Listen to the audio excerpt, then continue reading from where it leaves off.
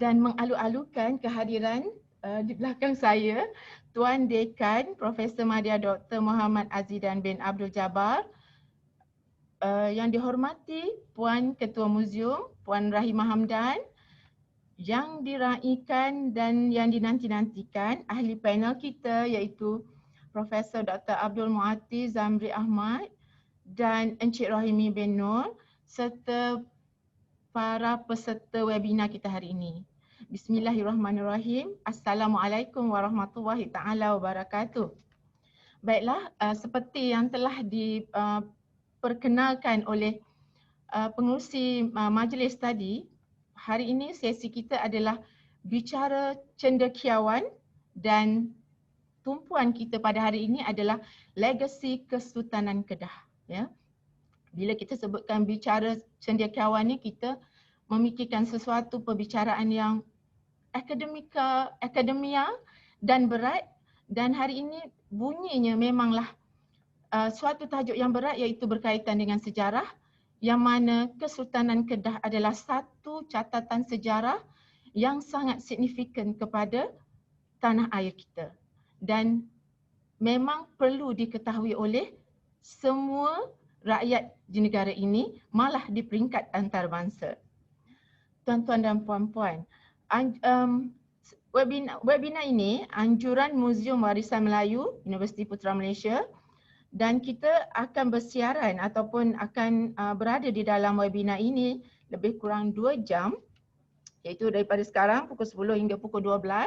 Jadi 1 jam pertama ini kita akan mengemukakan soalan-soalan kepada ahli panel kita berkenaan dengan penyelidikan mereka berdua berkenaan dengan sejarah ini, ya, satu penyelidikan yang berat, ya. Dan selepas itu insya-Allah kita akan bukakan ruang untuk peserta bertanyakan soalan. Sementara itu soalan boleh dituliskan di chatbot di Zoom. Nanti pada masa yang sesuai dan ditentukan, kita akan memberi peluang kepada peserta untuk membacakan sendiri, ataupun sekiranya kesuntukan masa, pihak kami akan membacakan bagi pihak tuan-tuan dan puan-puan. Baiklah, sebelum kita pergi kepada perbicaraan hari ini, saya sebenarnya amat teruja kerana legasi Kesultanan Kedah ni memang sangat dekat di hati kita. Kita pun ada Duli Yang Maha Mulia Agung kita, 2 orang daripada sana. Jadi sebelum itu izinkan saya membacakan serba ringkas biodata panel.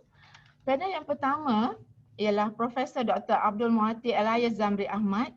Beliau adalah profesor di Jabatan Komunikasi, Fakulti Bahasa Moden dan Komunikasi Universiti Putra Malaysia. Beliau mendapat pendidikan PhD-nya dalam bidang komunikasi di Universiti Malaya. Kemudian sebelum itu, ya, saya baca ni terbalik, ya.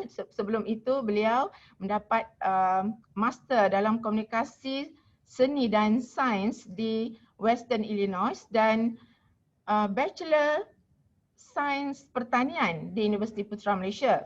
Bidang penyelidikan beliau adalah, saya rasa kalau saya tak sebut pun dah ramai yang tahu, iaitu komunikasi pengucapan ataupun biasa kita sebut sebagai pengucapan awam, dan beliau juga sedang mengukuhkan dan mempelopori bidang komunikasi warisan, yang mana penerbitan dan penyelidikan yang kita bicarakan pada hari ini sangat berkaitan dengan komunikasi warisan, yang mana pemberatan dia lebih kepada komunikasi berbanding dengan persejarahan, kerana kita maklum bahawa di Fakulti Bahasa Moden ini kita tidak ada bidang sejarah.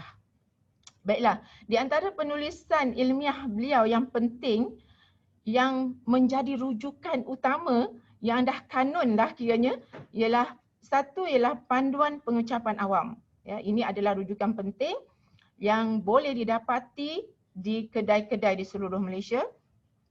Dan kedua ialah Psikologi dalam Komunikasi. Ini buku rujukan yang macam kitab komunikasi lah ni. Dan yang terbaru ialah Keris Indah Koleksi Diraja Keris Nusantara.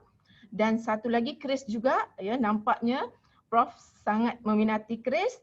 Keris Melayu Semenanjung, rupa bentuk keris mengikut negeri. Ya, saya rasa tajuk-tajuk begini memang perlu diberikan perhatian kerana itulah warisan kita.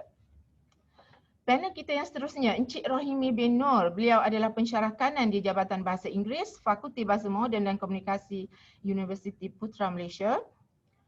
Bidang beliau adalah kesusasteraan Inggeris. Beliau mendapat Master Kesusasteraan Inggeris di Universiti Putra Malaysia. Sebelum itu, mendapat Bachelor Pendidikan dengan Kepujian TESOL di Warwick University. Saya harap saya sebut dengan betul ya. Dah berlatih tadi. Dan bidang penyelidikan beliau ialah kesusasteraan dunia kontemporari, kesusasteraan Inggeris, kesusasteraan Malaysia dalam bahasa Inggeris dan kritikan sastra. Kita juga mengalu-alukan kehadiran yang dikasihi Bonda Datin Paduka. Saya sebut Bonda Datin Paduka je, takut salah nama panjang tu sekarang. Terima kasih kerana mengikuti webinar kita hari ini. Dan antara penulisan beliau yang perlu dirujuk ialah Jungle of Hopes, Christmas, a Sociological Reading, Rimba Harapan, Karya Christmas, bacaan sosiologikal. Ya. Dan walaupun beliau menumpukan perhatian kepada kesusasteraan Inggeris, tetapi kajian-kajian beliau tidak mengabaikan kesusasteraan Melayu. Jadi tanpa melengahkan masa, saya rasa semuanya dah teruja. Kita ingin menjemput panel kita yang pertama, Profesor. Berkenaan dengan buku ini adalah berasaskan penyelidikan dan penyelidikan sejarah bukanlah sesuatu yang mudah untuk dilaksanakan. Sudilah kiranya Prof dan Encik Rohimi nanti untuk berkongsikan tentang latar awal penghasilan buku ini dan penyelidikan terhadap legasi Kesultanan Kedah ini. Silakan Prof.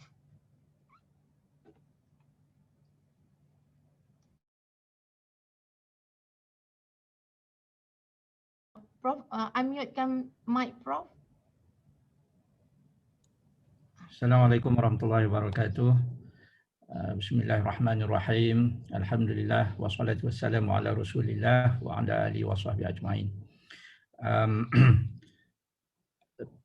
Puan moderator, rakan penyelidik Cik Rohimi, saya nampak beberapa nama besar ya ada dalam ni.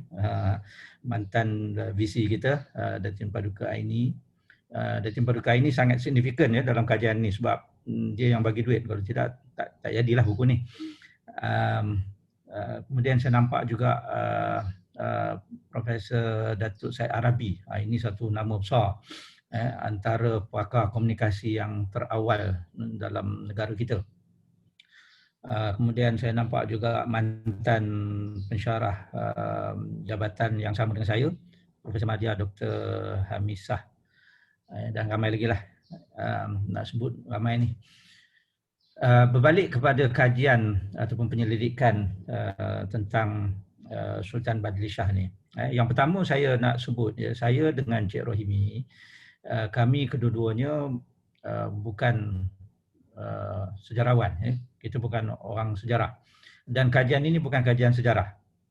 Tetapi lebih merujuk kepada usaha untuk mengkomunikasikan satu era ataupun satu tokoh dalam era yang sangat bersejarah dalam negara kita. Jadi ada beza ya. Jadi jangan salah faham. Kita tak apa ni menceroboh bidang orang lain. Bertitik tolak daripada kekontangan maklumat tentang Sultan Badli Shah ini. Sultan Badli Shah adalah sultan yang memerintah Kedah selama 15 tahun, daripada tahun 1943 masa pendudukan Jepun itu sampai 1958. 15 tahun saja, tetapi nanti kita akan sebut ya, banyak peristiwa yang signifikan yang berlaku dalam jangka masa yang pendek itu. Ya, dan Kesultanan Kedah pula adalah merupakan kesultanan yang signifikan dalam sejarah negara kita. Ya, kalau kita ambil daripada permulaan Kesultanan Kedah pada tahun 1936, kalau sampai hari inilah ya, Tuanku Sultan yang ada sekarang ini yang ke-29, maknanya dah 29 Sultan daripada tahun 1936 tu, sudah 885 tahun wujudnya Kesultanan Kedah. Jadi maknanya ini jangka masa yang sangat panjang. Ya, 15 tahun lagi insya-Allah Kesultanan ini akan mencapai 1000 tahun. Jadi cuba bayangkan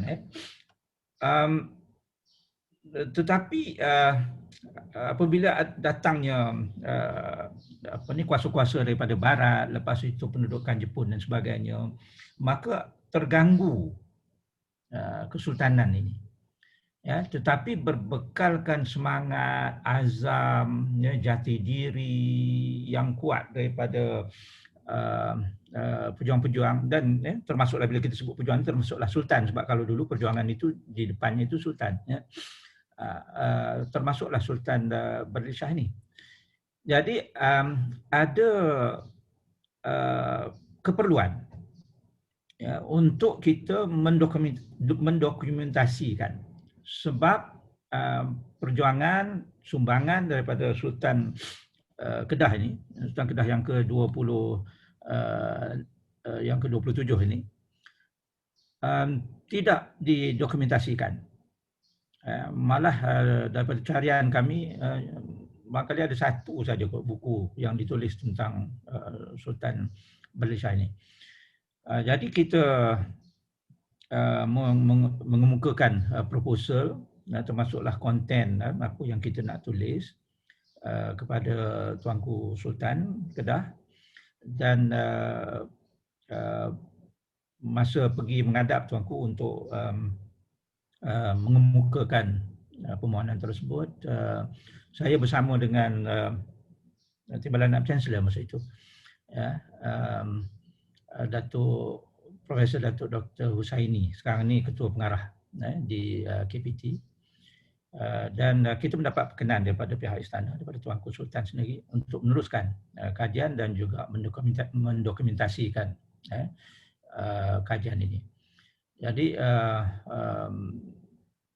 mantan Naib Chancellor UPM Datin Paduka Dr. Aini pada waktu itu bersetuju dan merestui, malah menyokong penuh kajian dan juga usaha mendokumentasikan kajian ini, dan melalui Gran Putra, ya, kita mendapat biayalah untuk meneruskan penyelidikan. Jadi saya pun rekrut rakan penyelidik, 2 orang, satu Cik Rohimi, dia syarat nak join grup ni dia kepala kena sama dengan saya. Kalau kita tengok sama je tu. Dan seorang lagi lah Dr. Norizan Cik Su, sebab dia ni, Dr. Norizan ni bahasa Thai. Jadi kalau seandainya kita perlu dapatkan maklumat daripada Siam, ya, jadi mudah untuk kita faham. Jadi itu secara ringkas, ya, cerita awal bagaimana kita memulakan kajian ini. Barangkali Cik Rohimi nak tambah kot. Silakan Cik Rohimi, kalau kita dengar Prof cakap tadi dan bila kita baca tajuk ni kita tahu ini adalah terima kasih Prof. Terima kasih Prof. Ya. Jadi boleh Cik Rohimi kongsikan dengan kami lanjutan daripada apa yang Prof dah terangkan tadi, dan mungkin prosedur yang bagi penyelidik-penyelidik biasa yang mungkin akan mengambil bidang yang sama, apakah step-stepnya ataupun langkah-langkah yang perlu diambil, dan syarat-syarat ataupun tata cara kerja, ya. Silakan.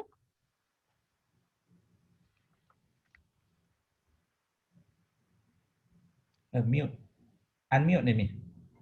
Okey, minta maaf. Tadi terputus sekejap. Tak pernah terputus kawasan Puchong ni, tapi hari ni putus sekejap saja. Minta maaf. Terima kasih banyak Pak Moderator. Saya bila dengar kata kena berat dan kena serius, saya takut sikit. Sebab saya ni tak pernah berat badan, tapi serius jarang. Jadi saya minta maaf lah kalau saya tak boleh serius sangat. Jadi saya bersetujulah dengan kata Prof Muati tadi mengenai kepala kena sama, tapi tengok dari luar je, dalamnya kepala tak sama, ya. Sebab saya kurang sikit, ya. Profesor dah lama, dia ada macam-macam pengalaman dia dilalui.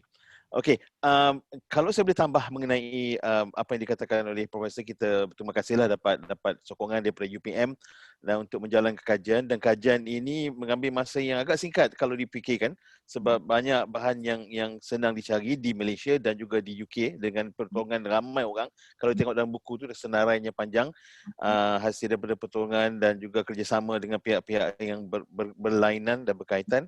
Dan kita dari segi penglibatan saya ialah mencari the missing link tu, yang di antara apa yang terjadi semasa tahun-tahun formatif Baginda Sultan semasa di UK belajar di Oxford University. Jadi itu salah satu penumpuan bagi pihak saya, mencari link, mencari orang yang boleh menolong di sana dan membuat menyiapkan kerjasama dengan pihak di sana sebaik mungkin, ya. So kalau saya boleh cakap sikit mengenai buku tu, kita kalau sebelum kita sambung lagi, ialah buku ni dihasilkan pada tahun 2019 dan ada 5 bab, ya. Kita bermula dengan sebelum menaiki takhta, ya, and then kita bersambung dengan sewaktu pendudukan Jepun, British kembali dan Malayan Union. Banyak fokus kita kepada Malayan Union dan penentangan terhadap Malayan Union yang dipelopori oleh Baginda Sultan, dan pembentukan persekutuan dan seterusnya merdeka, dan tahun-tahun akhir Baginda Sultan yang mangkat pada tahun 1958. Ya, itu secara penerangan mengenai konten buku tersebut. Baiklah, kita teruskan kepada, saya rasa ramai nak tahu tentang judul ini, ya, Legasi Kesultanan Kedah, dan di bawahnya adalah Sultan Badli Shah, ya.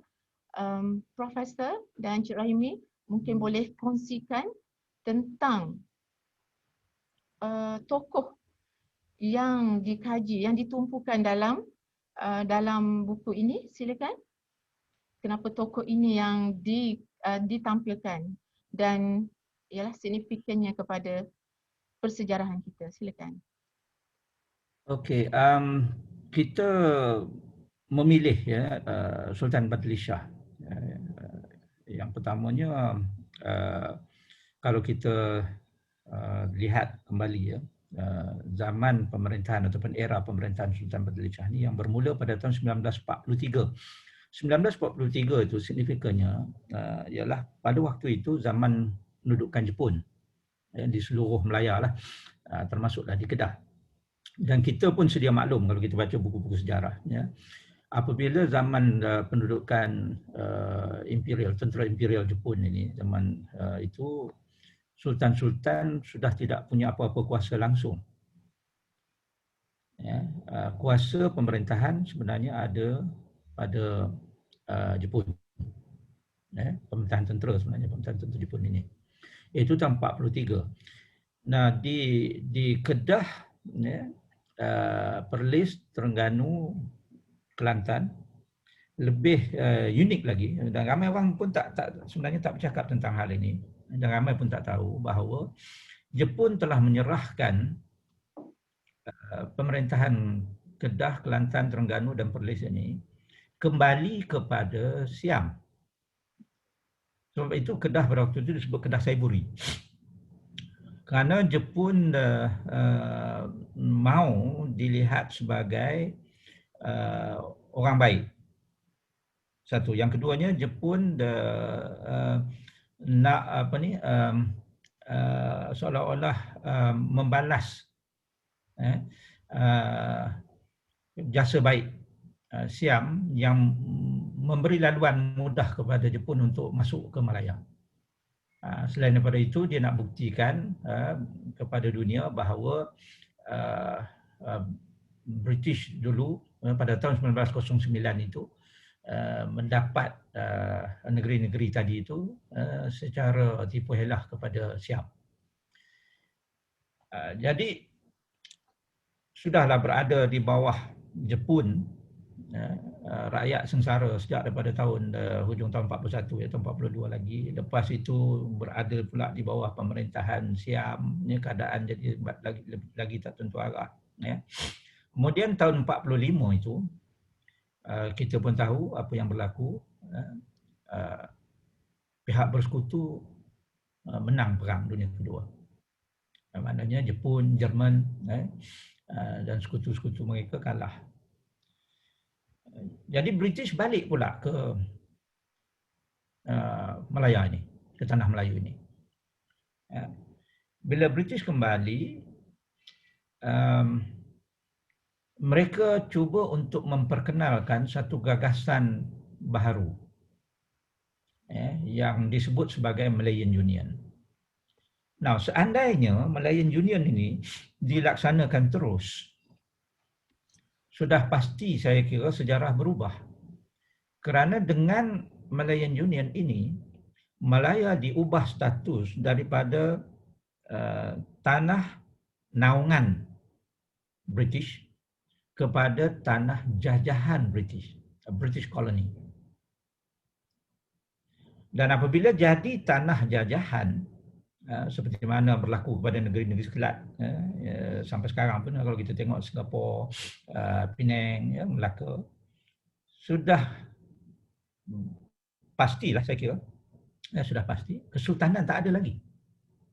Sebab itu kita memilih tajuk legasi ni kerana penentangan terhadap Malayan Union sehingga Malayan Union dibubarkanlah, maka kesultanan Kedah dan juga kesultanan-kesultanan negeri lainlah dapat berterusan sampai hari ini. Jadi itu sebab kita pilih tajuk ini. Ini berlaku pada tahun 46. Apabila Harold McMichael itu datang dan kemudian dia memaksa sultan-sultan untuk menandatangani. Kalau tengok, saya muatkan dalam buku ini juga, kami muatkan juga term of reference lantikan Harold McMichael itu. Ya, kalau kita baca betul-betul term of reference itu, dia sepatutnya memujuk sultan-sultan supaya menandatangani perjanjian baru, new agreement, untuk bersetuju menyertai gagasan Malayan Union. Tapi apa yang Michael buat adalah memaksa dan mengugut. Mana-mana sultan yang tidak mahu menandatangani perjanjian ini akan dianggap ataupun dituduh bersekongkol dengan Jepun semasa kedatangan Jepun ke Malaya dulu. Dan ini akan menyebabkan mereka kehilangan takhta dan British akan melantik sultan lain yang sehaluan dengan British. Jadi kalau kita lihat dalam masa 22 hari sahaja Michael berjaya mendapat persetujuan semua sultan sebab dia menggunakan ugutan tadi. Dan dari sinilah timbul ketidakpuasan hati, kebimbangan sultan, termasuklah Sultan Badli Shah, yang mula mengorak langkah untuk menentang perbuatan McMichael ini.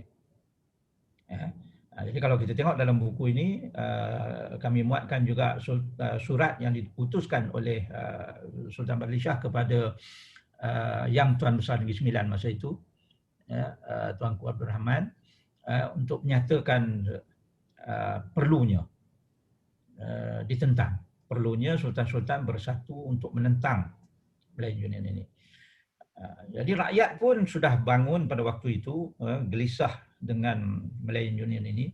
Pemimpin-pemimpin Melayu pun bangun, sultan pun menjalankan gerakan untuk menentang Malayan Union ini. Ini berlaku pada tahun 46. Dan akhirnya British terpaksa berlembut. Saya nak sebut di sini dengan kuasa Allah, British yang merupakan superpower pada waktu itu akhirnya berlembut dan mengalah juga. Ini superpower ni yang baru menang Perang Dunia Kedua.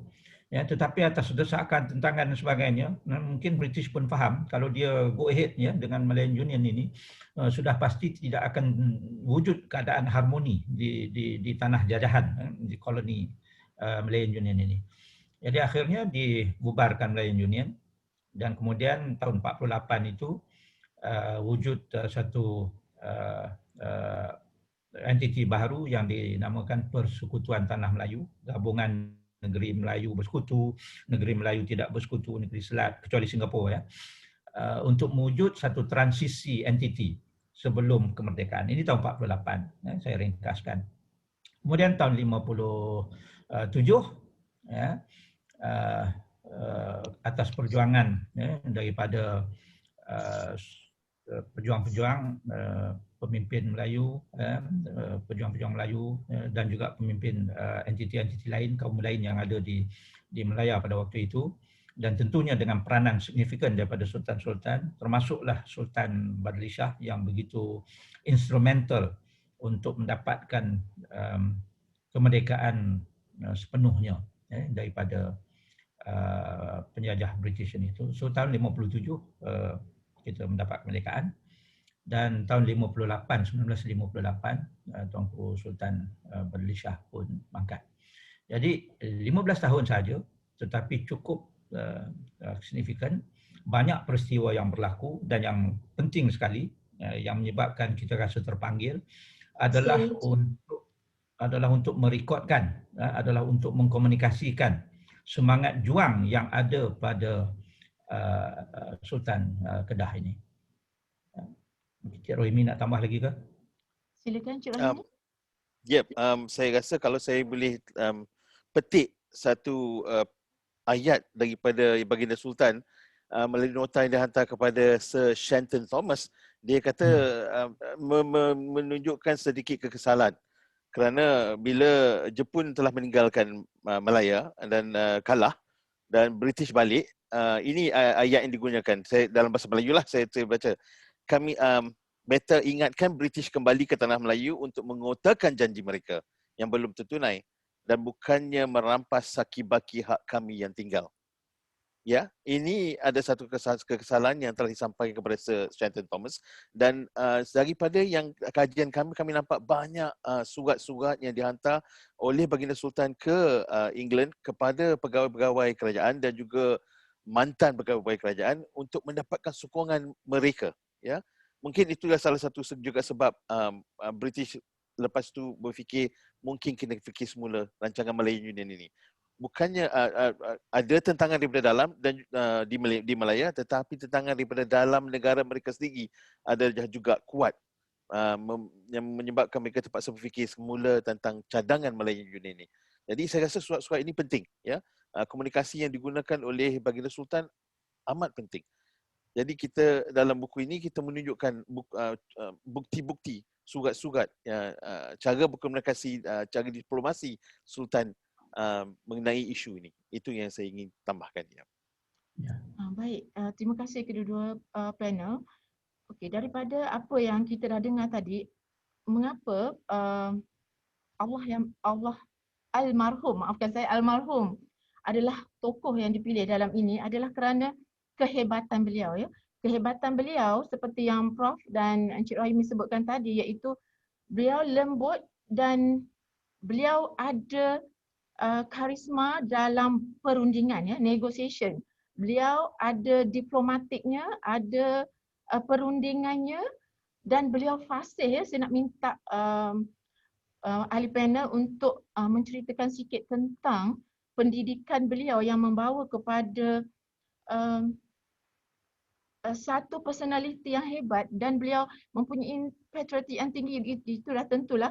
Tetapi ada di situ ialah kefasihan dalam bahasa Inggeris dan bahasa Melayu, dan skill ataupun kemahiran berunding itu, ya, ada di dalam diri baginda, dan inilah yang menyebabkan baginda mampu menghadapi peristiwa ini, peristiwa Malayan Union ini. Saya panggilkan peristiwa Malayan Union ini, yang mana bukan sahaja beliau dapat berunding dengan pihak musuh, pihak penjajah, tetapi di pihak tanah air juga. Silakan Prof. Maksudnya sultan-sultan juga dapat beliau rundingkan juga. Gitu maksudnya. Kalau kita tengok dalam buku ni pun lah, ya,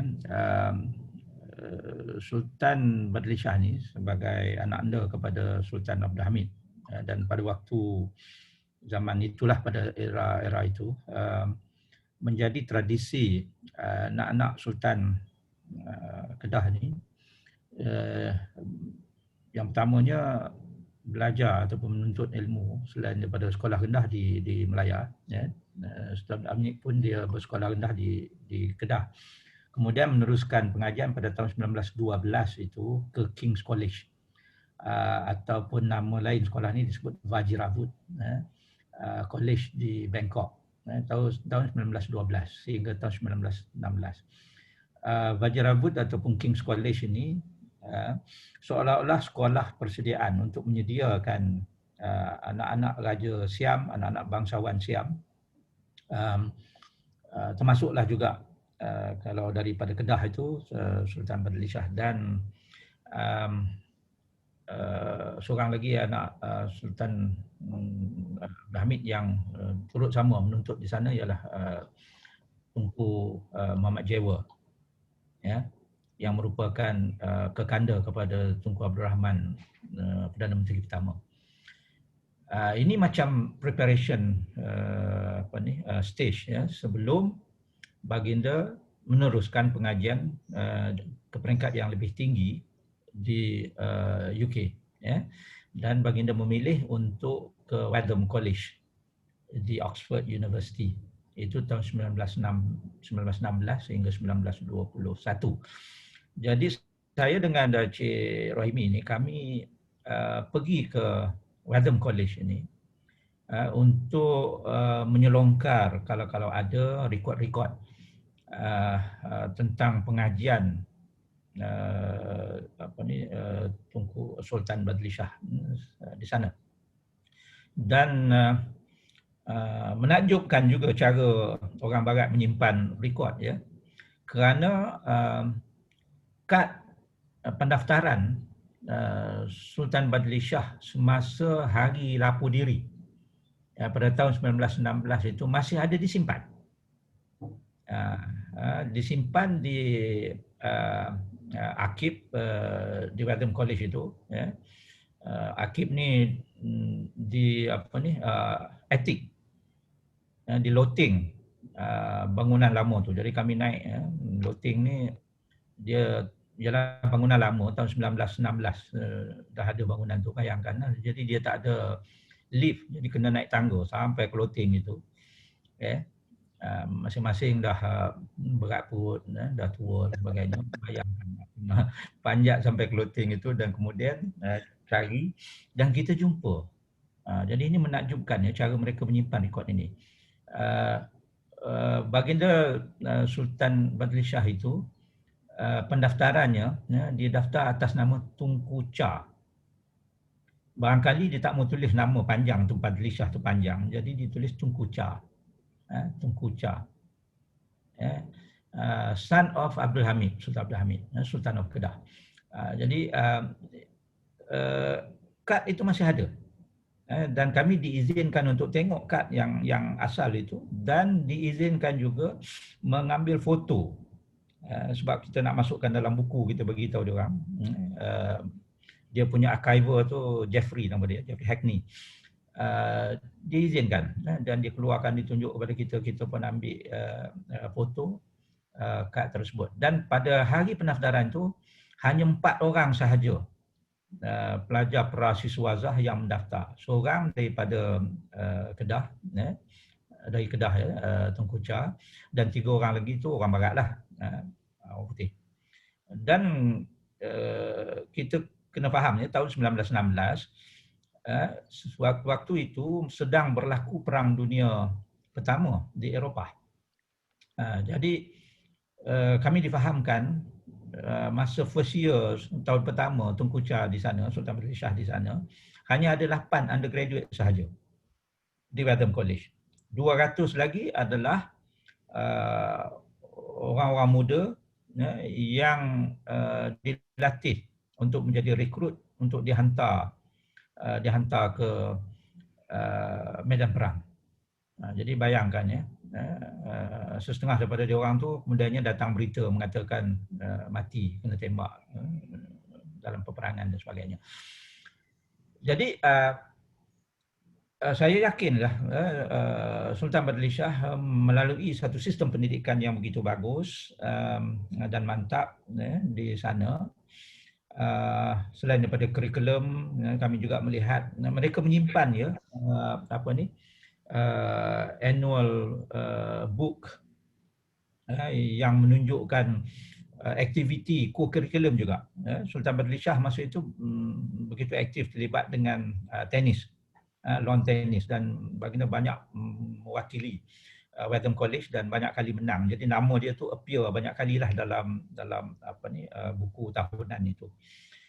Tahun 1916 selepas tamat belajar di Wadham College, baginda balik dan berkhidmat di Thailand, Kementerian Dalam Negeri.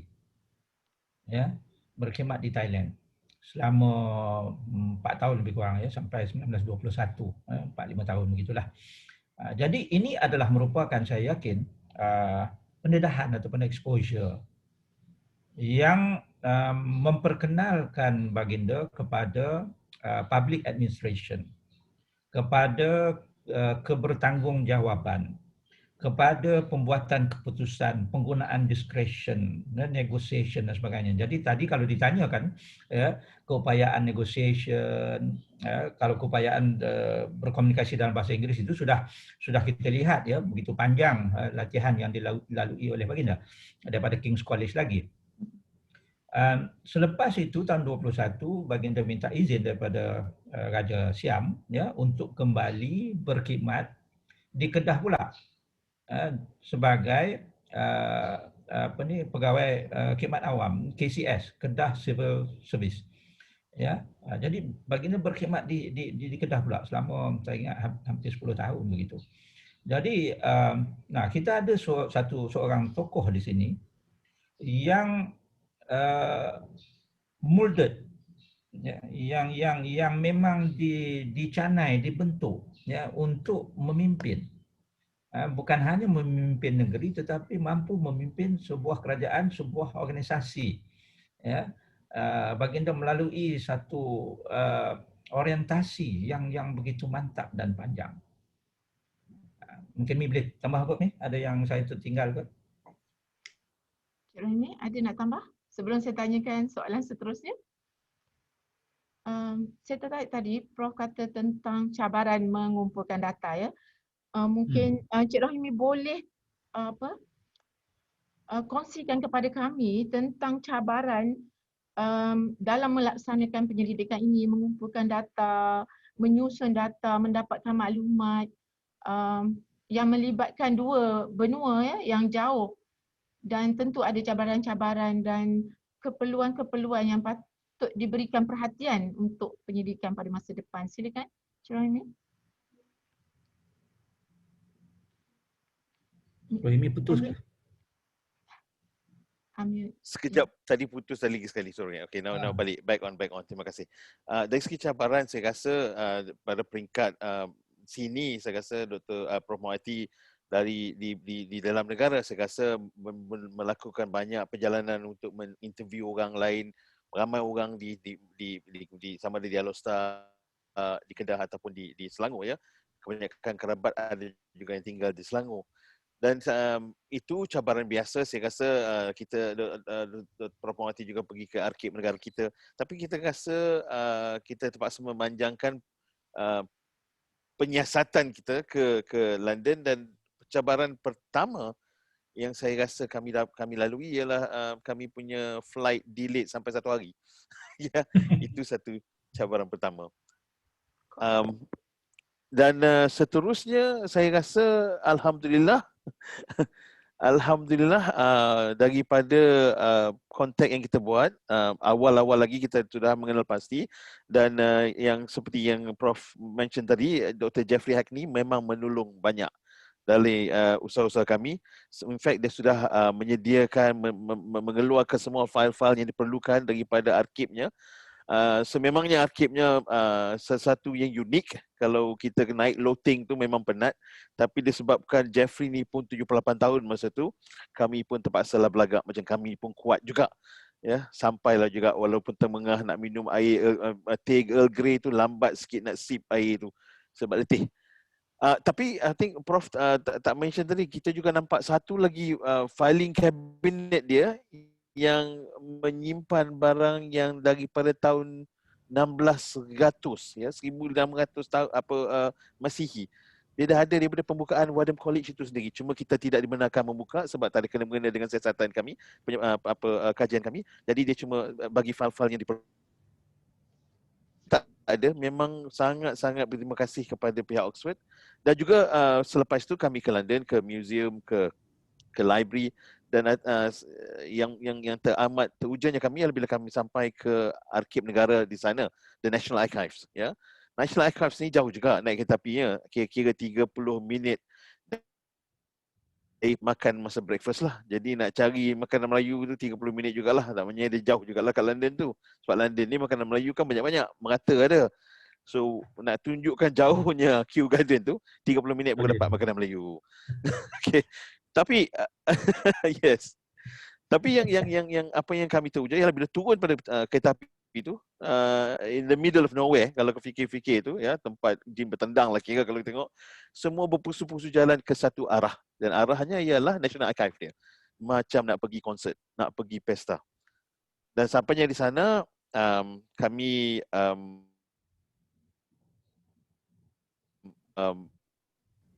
berjumpa satu atau dua orang, kemudian sistemnya amat baik dan apa yang kami perlukan kami perolehi di sana.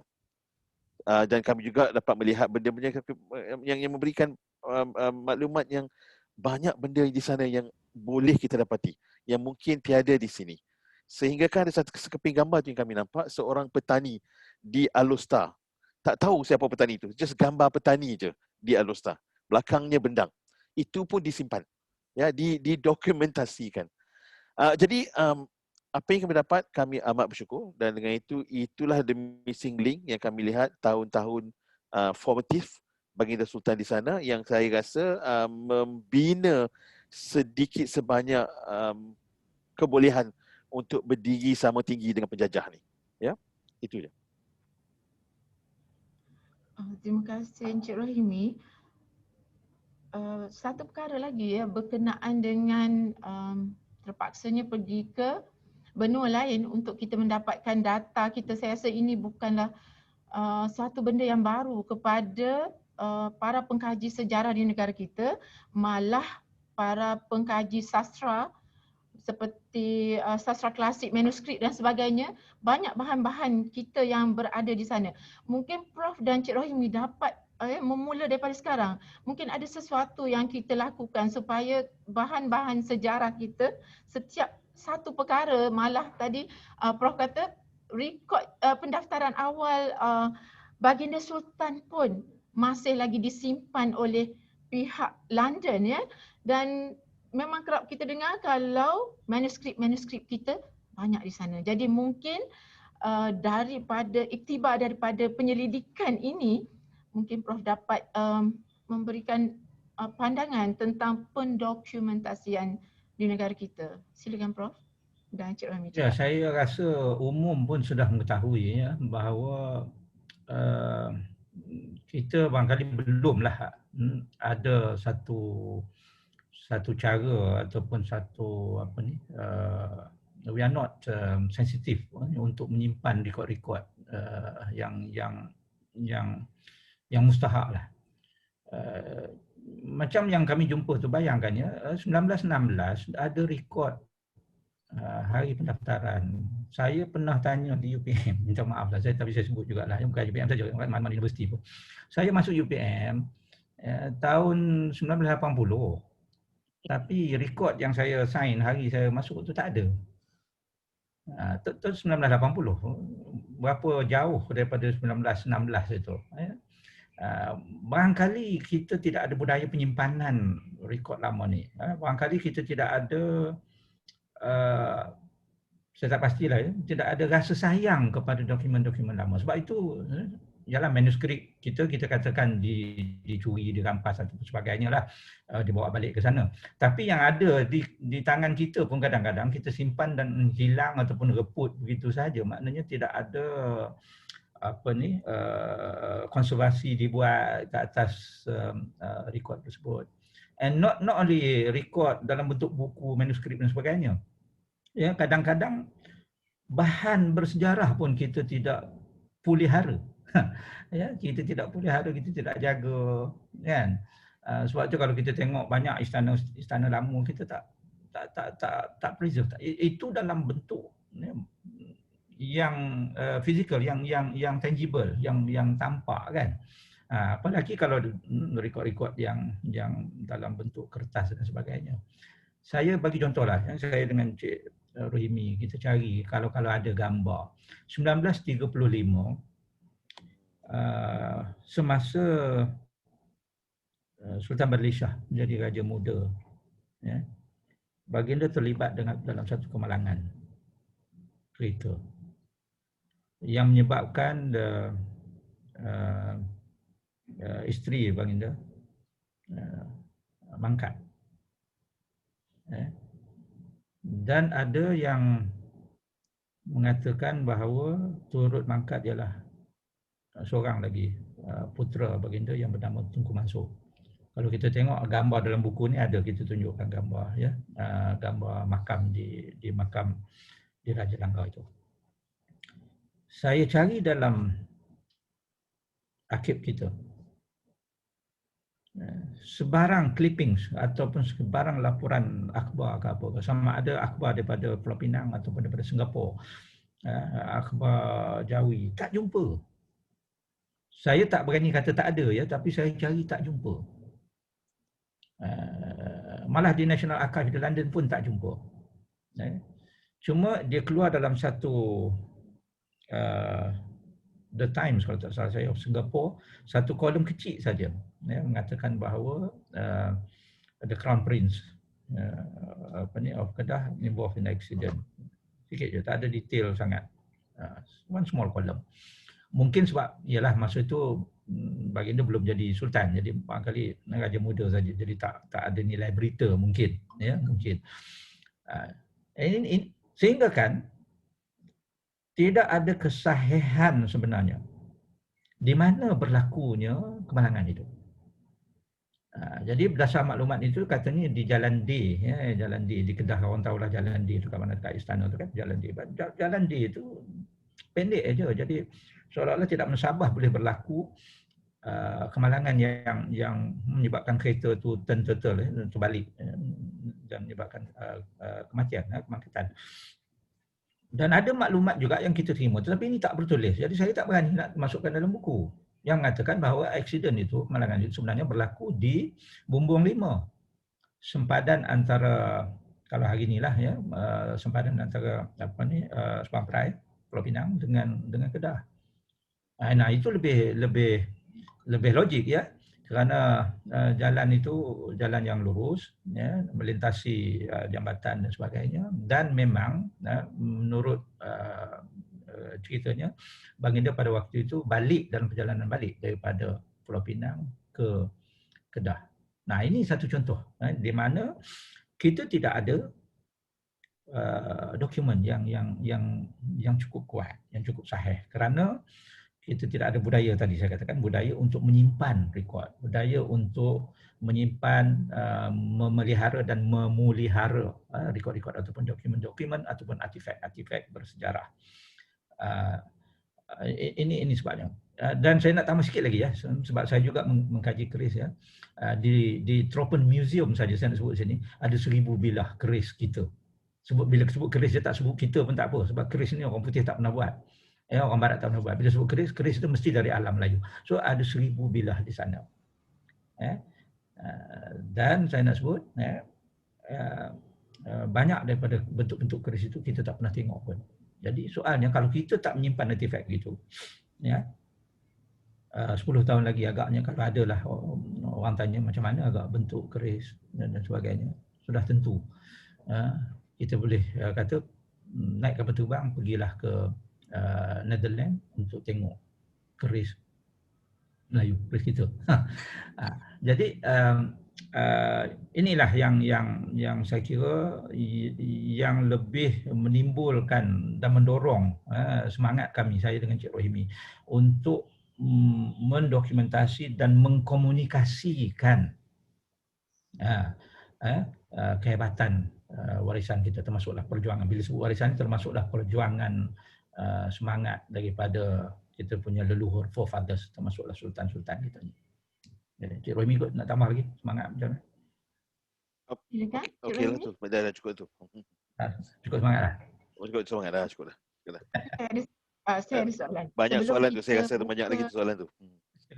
ada banyak Dah agak soalan. Tapi kita akan beri peluang kepada para hadirin hari ini untuk bertanyakan sendiri apa yang bermain dalam fikiran masing-masing.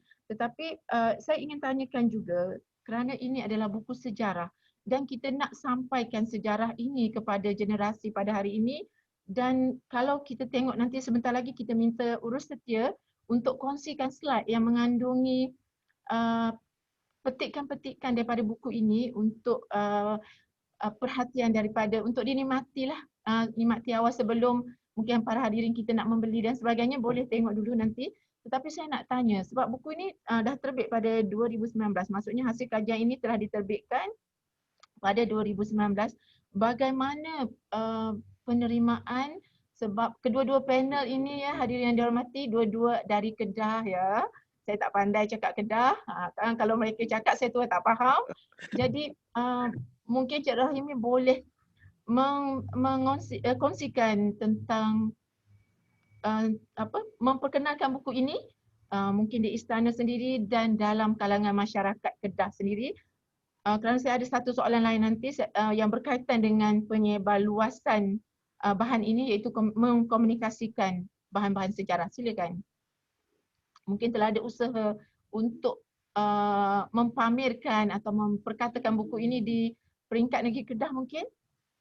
Ya, terima kasih.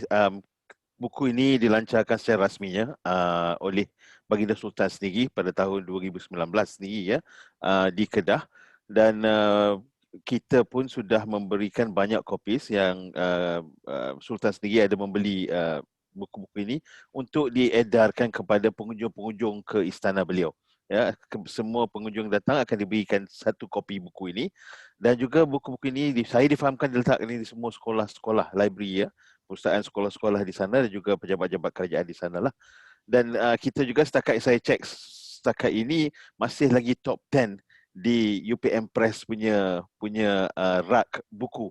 Alhamdulillah lah ya. Tapi semestinya lah kalau boleh kita nak lagi ramai orang membaca buku ini. Kalau yang baiknya kalau ada gerakan ke arah meletakkan buku-buku ini di perpustakaan sekolah ya, di negeri-negeri lain juga ya. Itu kita punya wish lah kalau kita fikirkan ya. Tapi ada usaha-usaha harap-harap akan berjalan. UPM Press pun banyak dia punya networkingnya, di mana saja UPM Press pergi, buku tu akan pergi bersama ya. Baiklah, terima kasih. Satu soalan terakhir daripada saya sebelum kita tanyakan soalan ataupun beri peluang kepada para hadirin pada hari ini untuk bertanyakan sendiri apa yang terbuku di dalam hati, ialah seperti mana Prof sebutkan tadi bahawa Baginda Sultan, maafkan saya tadi saya ada tersebut beliau ya, maafkan saya. Baginda Sultan adalah seorang tokoh yang hebat yang memainkan peranan dalam sejarah negara kita. Okay. Prof, adakah buku ini mampu mengisi lompang ataupun mungkin membawakan perspektif yang berbeza terhadap beberapa peristiwa penting, terutamanya yang Prof sebutkan tadi, iaitu Malayan Union? Silakan Prof. Ya, kalau ditanya saya secara paling ringkas ya, kalau nak menjawab soalan Puan Moderator, sudah tentu ya, sebab awal-awal tadi saya kata hanya satu buku saja asalnya yang ditulis berkaitan dengan Sultan Badli Shah. Sekarang kurang-kurangnya sudah ada dua kan ya, daripada satu buku sekarang sudah jadi dua buku. Yang pertama, yang keduanya ini juga yang menyebabkan timbul idea kita ya untuk menghasilkan buku ini dalam dua bahasa, kerana Tuanku Sultan Salihuddin, Tuanku Sultan Kedah sekarang, pernah dalam salah satu pertemuan saya dengan baginda mengatakan bahawa baginda menerima banyak ramai juga ya guest ataupun pengunjung yang datang menghadap baginda di istana daripada luar negara. Sebab Kedah ni dia mempunyai banyak hubungan juga dengan negara-negara di sekeliling lah, umpamanya daripada Thailand, daripada Indonesia, ya, dari Brunei, malah dari India, sebab Sultan sekarang ni dia pernah melalui latihan ketenteraan ya, di India. Jadi bila ramai yang datang, ini tak termasuk daripada negara-negara barat lagi ya, ramai yang datang itu, Tuanku Sultan ni suka bagi buku sebenarnya. Dia tak suka bagi hadiah benda lain kan, dia suka bagi buku. Tapi tak ada buku dalam bahasa Inggeris yang nak diberikan, yang mampu dibaca lah. Kalau setakat nak bagi buku untuk buat balik, buat hiasan tu bolehlah kan, buku bahasa apa pun tak apa. Jadi apabila tuanku sebut begitu, timbul, mula-mula dulu saya buat buku Kota Kuala Kedah ya, timbul idea untuk menterjemahkan buku Kota Kuala Kedah itu kepada Kuala Kedah Fort.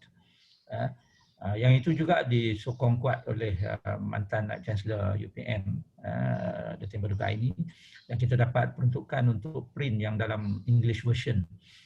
Selain daripada dapat sponsorship lah daripada luar, satu syarikat daripada Kedah untuk dia bagi duit, kalau tak salah saya RM60,000 ke RM46,000 untuk print, dan kita bagi. Jadi di sini timbul idea, why not we publish this book bilingual, teksnya bahasa Melayu dan juga bahasa Inggeris. Jadi bila bahasa Melayu dan bahasa Inggeris, maknanya boleh guna dalam negara, boleh juga disebarluaskan ke luar negara. Dan tuanku sendiri memaklumkan, dapat saja buku ini, baginda begitu excited, dia begitu teruja, begitu seronok ya, sebab buku tentang almarhum ayahanda baginda kan, yang memang tak banyak ditulis, sangat kekurangan maklumat ni. Baginda memaklumkan, saya pergi hantar ni dengan Profesor Datuk Zulkifli, TNCPI sekarang. Kita pergi mempersembahkan buku ini on behalf of UPM lah. Jadi kita bagi kepada baginda, baginda kata ini nanti ada masa itulah ya, dia kata tak lama lagi ada mesyuarat Majlis Raja-Raja. Saya disebut saya ya, dalam perjumpaan personal tu disebut saya lah. Dia kata nanti saya distribute dalam Council of Rulers, mesyuarat Majlis Raja-Raja. Dan saya juga nak bagi kepada semua menteri kabinet pada masa itu. Jadi sudah mula tersebarlah buku ini, selain daripada yang Cik Rohimi sebut tadi, dihantar ke sekolah-sekolah dan sebagainya.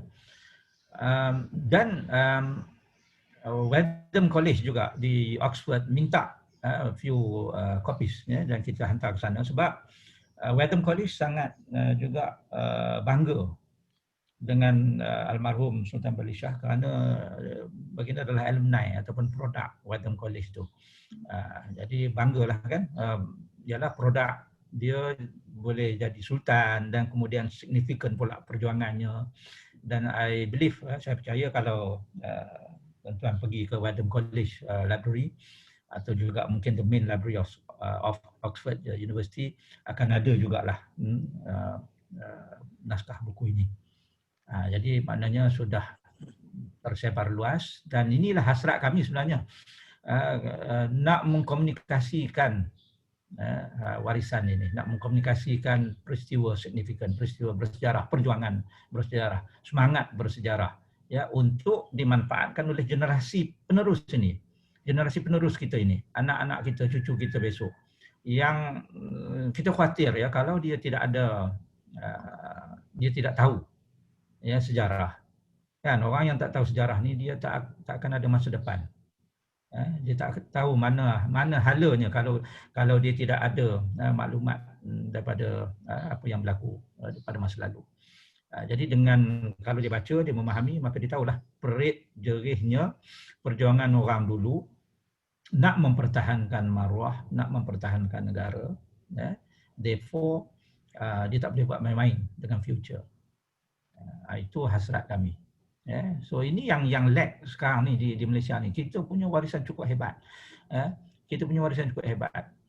Kalau saya ambil masa sikit nak sebut ni. Kalau kita ambil apa yang sedang dibuat di Sungai Batu, excavation arkeologi di Sungai Batu itu telah membuktikan dan diiktiraf pun, recorded, yang datang tu Profesor Stephen Oppenheimer daripada satu nama besar daripada Oxford University.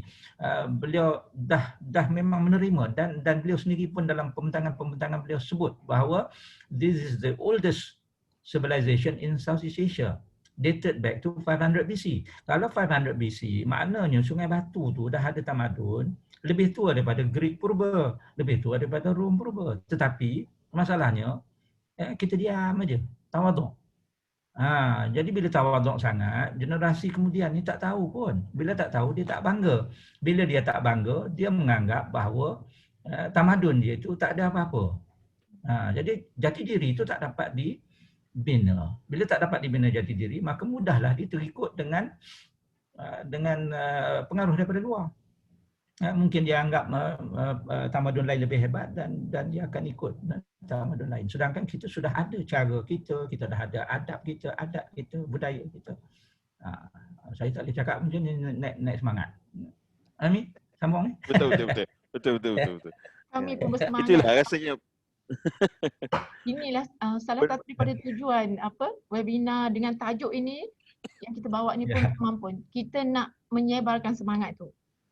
Baiklah, kalau Urus Setia dah sedia, boleh kita tayangkan sedikit petikan-petikan daripada buku ya selepas ini kita terus kepada sesi soal jawab. Dipersilakan para hadirin yang dikasihi untuk bersedia dengan soalan. Kita akan beri peluang terus bertanya kepada panel. Silakan.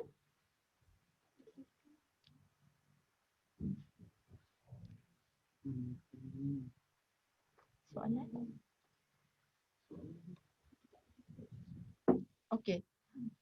Ustaz, kalau saya boleh tengok soalan, mungkin sementara menunggu paparan petikan-petikan buku ni, sebab saya tak nampak, boleh tak di panel saya ni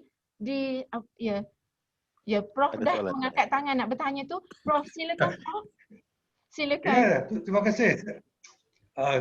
Kita memberi penghargaan lah pada jawatankuasa yang mengendalikan, juga penghargaan kepada Mahathir dan Hilmi. Sikit saya nak tanya tentang pendidikan ketika di bawah pemerintahan Baginda. Kita lihat bahawa pada Sultan Abdul Hamid kita ada maktab Sultan Abdul Hamid. Di Kulim kita ada Sultan Badishah lah. Jadi apakah sumbangan pendidikan pada masa itu? Silakan Prof ataupun Cik Rahmi. Terima kasih Prof atas soalannya. Okey, silakan. Mi nak jawab ni? Kalau kita tengok salah satu benda yang kita cover dalam buku ni, Prof, mengenai pembukaan Maktab Mahmud sendiri. Semasa I think tahun-tahun akhir Sultan Badli Shah ada dititipkan pembukaan Maktab Mahmud di Al-Usta. Ya, ada kita cover di chapter terakhir tu. Dan seterusnya saya rasa kalau masa Jepun tu memang tak banyak kita dapat lihat penumpuan terhadap pendidikan, tapi Maktab Mahmud saya rasa salah satu penubuhan yang kita banggakan lah, terdirinya Maktab Mahmud, dan sekarang ni masih ada lagi Maktab Mahmud di Al-Usta di Kedah. Ya, itu kot Prof yang saya nampak dari segi pendidikan. Ya. Dia macam ni, Datuk Syed ya. Lama tak jumpa ni. I think the last kita jumpa masa di masa di UIA kot, dalam komiti yang nak buat apa ni. Kita tak panggil One Malaysia pun, tapi came out to be One Malaysia. We came up with the konsep untuk penyatuan kan. Anyway, from 1948 lah ya, kalau kita tengok, sebab 1946 tu belum begitu aman lagi ya. Saya boleh katakan masih banyak berlaku kekacauan dan kalau kita tengok dalam buku ni pun ada banyak kawasan-kawasan di Kedah pun kawasan hitam. Cuma ada perasmian Alostar itu sebagai kawasan putih. That was during the emergency after the Japanese left itu kan, banyak kekacauan begitu. Tetapi from 48 to 1958 lah kita boleh katakan, sampai 10 tahun terakhir itu ataupun 10 tahun pemerintahan itu, usaha baginda untuk memakmurkan negeri Kedah dibuat dalam kapasiti sebagai sultan, dan kemudian tahun 57 itu selepas merdeka dalam kapasiti sebagai sultan di bawah sistem raja berperlembagaan yang dimula diamalkan selepas merdeka. Umpamanya pelancaran ataupun perasmian reservoir, tangki air di Bukit Pinang, itu dari zaman baginda. Kemudiannya pelancaran the wireless center di atas puncak Gunung Jerai itu, yang dulu kita duduk nampak daripada bawah kan, kita kata itu untuk pemancar, tower pemancar. Dan saya yakin ada juga lah, tapi tak ada dalam rekod kita, pembukaan beberapa sekolah yang menggunakan ataupun mengamalkan sistem pada waktu itulah. Cuma macam yang Datuk sebut tadi lah, ada satu sekolah di Kulim tu name after him. And of course lah, sekolah yang ternama tu Sultan Abdul Hamid College, name after the late father. Tapi ada sekolah name after him juga. So in education, saya rasa itu semoga mulia. Walaupun saya yakin baginda ini sangat prihatin terhadap pendidikan. Sebab yang kita tanya-tanya, he loves to read. He loves to read. Ya. Salah satu minat dia, mengikut kata Tuanku Salahuddin, Sultan sekarang, dia kata ayahanda dia ni malam-malam dia mesti baca buku. Dia baca magazine Islamic World, dan dia suka baca sebelum tidur. Dan hari Khamis petang wajib baca Quran. Jadi for someone who love to read, almarhum Tuanku Sultan Badli Shah ni dia tak banyak cakap. He's a quiet man. He just a lot of things he keep to himself. Dia tak banyak cakap. Dia banyak membaca, dan satu perangai dia yang orang tahu ialah ketepatan masa. Dia sangat-sangat jaga masa. Every day kalau pergi pejabat, he works 9 to 5 ya. Mungkin ini orientation British buat 9 to 5. So 9 o'clock mesti ada di pejabat dah. Begitu. Ya. So itu ya Datuk ya. Okay, thank you. Terima kasih. Datuk Profesor, terima kasih atas soalan tersebut. Kita ada soalan seterusnya. Dr. Hamisah Hassan, silakan munculkan diri untuk bertanyakan soalan. Ataupun saya bacakan saja.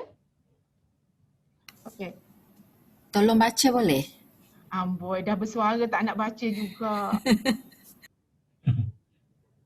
Baiklah, Dr. Hamisah tanya, apa hubungan Sultan Badli Shah dengan almarhum Tengku Abdul Rahman? Itu soalannya ya, hubungan di antara kedua tokoh ini. Dua beradik. Tengku Abdul Rahman putra Al-Haj ke? Ya. Tengku Abdul Rahman putra. Kalau dengan Tengku Abdul Rahman putra Al-Haj, dua beradik lah, tapi satu bapa lain emak. Ya, sebab Sultan Badli Shah ini bondanya ialah Tengku Nai Sofia. Ya, dan Tengku Abdul Rahman putra Al-Haj, bondanya ialah Cik Manjelara. Jadi dua ibu yang berbeza, tetapi bapa itu, ayahanda mereka itu ialah Sultan Abdul Hamid. Dalam buku ni ada kalau tengok Sultan Abdul Hamid ya, dengan isteri-isteri dia lah. Jadi daripada situ boleh lihat salah silah. Jadi dia dengan Tengku Abdul Rahman ni dua beradik lah. Dia kira adik lah. Tengku Abdul Rahman tu adik. Ya, lebih muda. Adik. Okay. Baiklah. Kita ada Ada soalan lagi tak di dalam kalangan hadirin? Sekiranya ada soalan, sila kemukakan. Baiklah, kalau tak ada soalan, mungkin kita boleh teruskan sedikit lagi perbincangan ni, Prof, tentang komunikasi warisan yang Prof cakapkan tadi. Saya rasa komunikasi warisan hanya ada di UPM saja setakat ini kerana Prof lah yang mempeloporinya, dan kita nampak bahawa mengkomunikasikan maklumat ini sangatlah penting. Sebenarnya apa yang Prof lihat tentang berusaha untuk membentuk satu kursus ataupun satu bidang baru iaitu komunikasi warisan? Silakan Prof. Saya kira ia bertitik tolak daripada realiti yang berlaku di Malaysia khususnya lah. Saya tak pasti di negara lain berlaku ataupun tidak, tapi mungkin kalau di negara barat itu tidak demikian keadaannya. Seperti mana yang kita sebut tadi, sama ada kita sedar ataupun tidak, ataupun kita tahu ataupun tidak, ya, kita punya tamadun sudah begitu lama dan begitu tinggi lah kalau nak ditanya saya, sebab ketamadunan kita merangkumi segenap bidang. Ya. Tetapi malang sekali ketamadunan, kehebatan, kegemilangan silam itu, dia seolah-olah terputus, tersimpan dalam lipatan sejarah. Tidak disampaikan, tidak dikomunikasikan kepada masyarakat terbanyak, ya, khususnya masyarakat sekarang. Sebab itu kita tak tahu pun. Saya tak menyalahkan sistemnya, tetapi bagi saya ada ruang untuk bidang saya, komunikasi, masuk dan menghubungkan rantaian yang terputus itu, the missing link itu. Sebab itu kalau ingat lagi, dulu tahun berapa ya, tahun 2015 kalau tak salah saya, ya, kita menubuhkan Muzium Warisan Melayu. Ya, tujuannya tidak lain dan tidak bukan untuk mengkomunikasikan dengan memberikan bukti tampak, tangible evidence akan kegemilangan itu. Sebab tu kita letakkan busana di sana, kita letakkan tekstil, kita letakkan persenjataan, kita letakkan barang-barang dalam rumah, kan, the household items. Kemudian not only that, kita letak juga, kita bawa daripada tempat asal, rumah-rumah seni bina Melayu. Itu sebagai bukti asal untuk mengkomunikasikan kepada generasi terkemudian, ya, bahawa ini, ya, ini pencapaian nenek moyang kita. Sebab pencapaian ini sepatutnya dijadikan benchmark ataupun penanda aras. Kalau kita punya nenek moyang sudah mampu menghasilkan perkara ini, artifak-artifak ini, bukti-bukti ini, ya, paling tidak kita kena usaha supaya at par. Dan bagus lagi kalau lebih baik lagi lah daripada apa yang dihasilkan oleh orang dulu, sebab kita ada teknologi yang lebih canggih dan sebagainya sekarang ni. Sebab itu kalau kita tengok, ya, di sana kita letakkan juga manuskrip, dan salah satu manuskrip yang saya paling suka, kita belanja banyak juga duit dulu untuk beli manuskrip itu, manuskrip ilmu hisab, mathematics. Tahun 1912 ke 1910, saya tak ingat dah, manuskrip itu ditulis oleh Syekh Nuruddin kah? Sungai Keladi di Kelantan. Dan saya bagi tahu, saya kata bawa pelajar UPM terutamanya yang ambil Bachelor Science Mathematics datang ke situ untuk tengok. Jangan merungut kata matematik itu susah, impossible untuk dapat kelulusan cemerlang, sebab your forefathers sudah pun menghasilkan manuskrip, ya, menulis formula matematik. Dan saya bawa Datuk Profesor Kamil masa itu yang menjadi pengarah Institut Matematik bersama dengan Dr. Halim Muhammadi datang untuk tengok manuskrip itu, sebab Dr. Halim dia boleh baca Jawi lama tu, kan. Saya kalau baca Jawi lama tu dia tak bunyi, dia bunyi lain. Jadi Prof Kamil pun dia kata dia pun tak boleh baca Jawi Lama tu. Jadi Dr. Halim baca Jawi Lama itu dan dia kata nah ini bunyinya, ini yang ditulis di situ.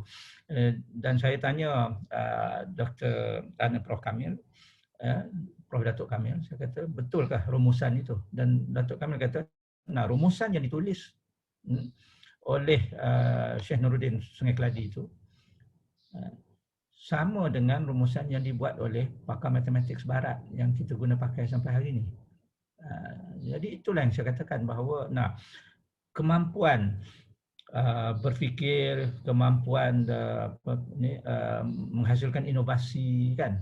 Ini semua tak dikomunikasikan. Sebab tu saya kata di sini komunikasi kena masuk main peranan untuk menyebarluaskan, to disseminate all this information kepada publik supaya orang tahu.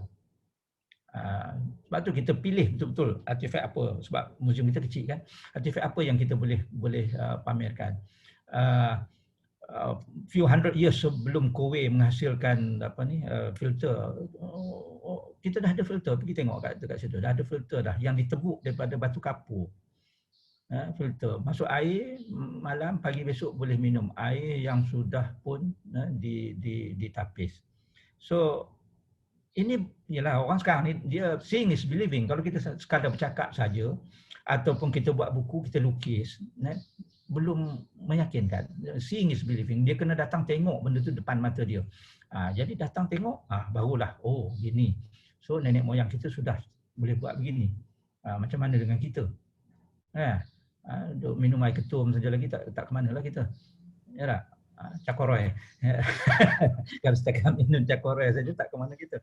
Jadi begitu juga apabila kita letakkan keris-keris di situ. Sebab keris is the epitome of Malay technology. Kemampuan metallurgy. Nak campur-campur besi dan sebagainya untuk menghasilkan keris. Sebab tu saya dulu kita organize bengkel keris. Tapi kita jemput yang datang tu pesertanya engineer. Yang datangnya orang sains. Sebab kita nak engineer, saintis ini, dia kaji keris from the scientific perspective. Jadi bila tengok keris tu tak lagi bercakap tentang berapa ekor jin ada dalam keris tu. We are talking about bahan apa yang digunakan. Kan? Apa properties kayu yang digunakan untuk dijadikan hulu dan juga sarung keris. Jadi barulah nampak kemampuan inovatif our forefathers. Jadi bukan main dongeng saja. Umpamanya keris itu saja je kita letak di situ untuk didirikan. Mula-mula saya dirikan keris dalam muzium itu ada yang kata ada jin ke ni? Saya kata takkanlah pula saya bela jin kan. Biar nasabah saya dulu belajar sains. Boleh didirikan kerana keris itu balance walaupun tidak symmetrical buatannya. So it shows kemampuan inovasi, kemampuan berfikir aras tinggi, terutamanya melalui kalau yang tak tangible itu pantun kan, yang dihasilkan oleh our forefathers. And again, kita tak tahu. Why? Sebab kita tak komunikasikan. Jadi di sinilah saya dengan Cik Rohimi berusaha untuk mengkomunikasikan. Salah satunya melalui buku. Tapi ada banyak laluan lagi lah. Filem lah, drama lah, kita boleh buat untuk dokumentasi dan menyebarluaskan warisan. Terima kasih Prof. Cik Rohimi, kebetulan tadi Prof sebut sebenarnya tentang komunikasi warisan, sekejap lagi saya rumuskan sedikit daripada apa yang Prof cakap. Tapi sebelum kita pergi kepada yang itu, video apa tu? Blogging. Okey, slide kita dah ready ke untuk slide buku untuk kita kongsikan dengan para hadirin untuk melihat di dalamnya, mungkin mendapatkan gambaran tentang apa yang ada di dalam buku tu. Boleh? Okey.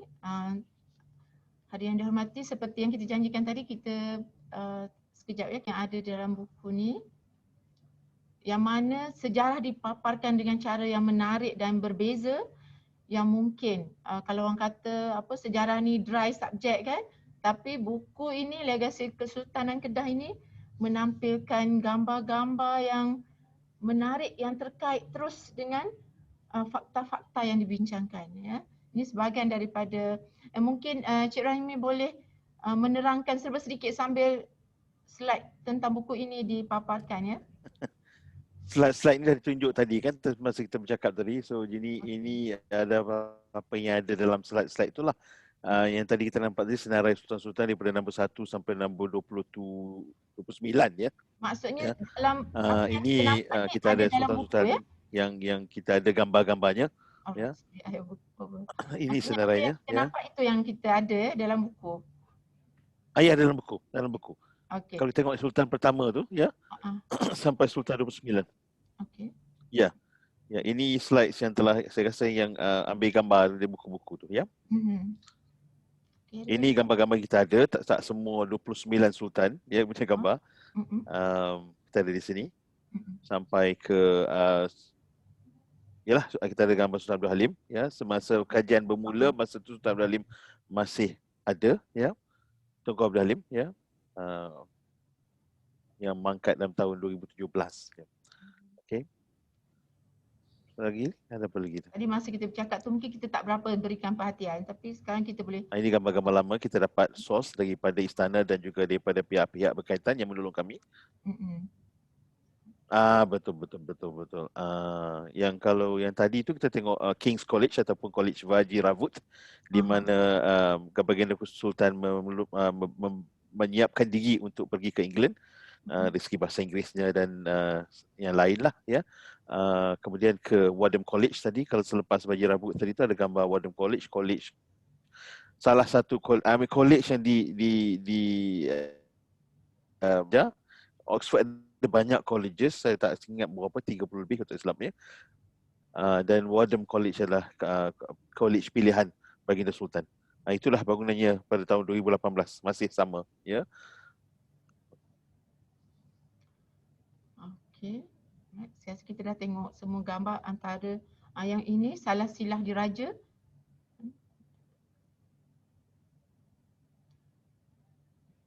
Okay.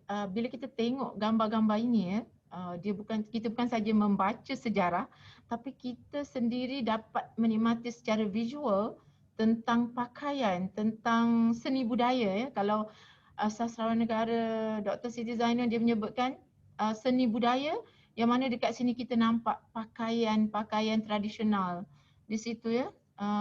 Baginda Sultan dan Permaisuri memakai pakaian yang boleh dirujuk untuk pada masa inilah. Maksudnya kalau nak pakai pakaian tradisional, bagaimana reka bentuk, materialnya, cara pakainya, di mana letak keris dan sebagainya. Buku ini ya, banyak memberikan panduan juga kepada kita yang mungkin kita dah jauh sangat ya daripada baginda orang Perak orang Kedah, maafkan saya, orang Kedah ni, dan kita dapat yang selalu terkenal sangat adalah baju kurung Kedah ya.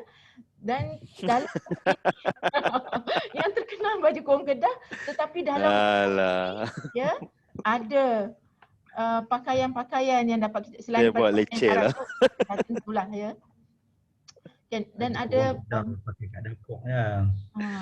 Itu orang pilih pekan Rabu beli baju kurung Kedah. Ini yang dapat kita tengok dekat dalam buku ini, yang pakaian yang tradisional ya, yang daripada zaman dahulu yang kita waris sampai ke hari ini, yang sepatutnya dipakaikan dengan betul. Sebab apa kita tengok kalau kita tengok trend baju raya tak lama lagi nak keluar ni, rasa macam takut pula tengok reka bentuk pakaian mereka ya. Macam dah lain macam, dah macam Atroman dan sebagainya.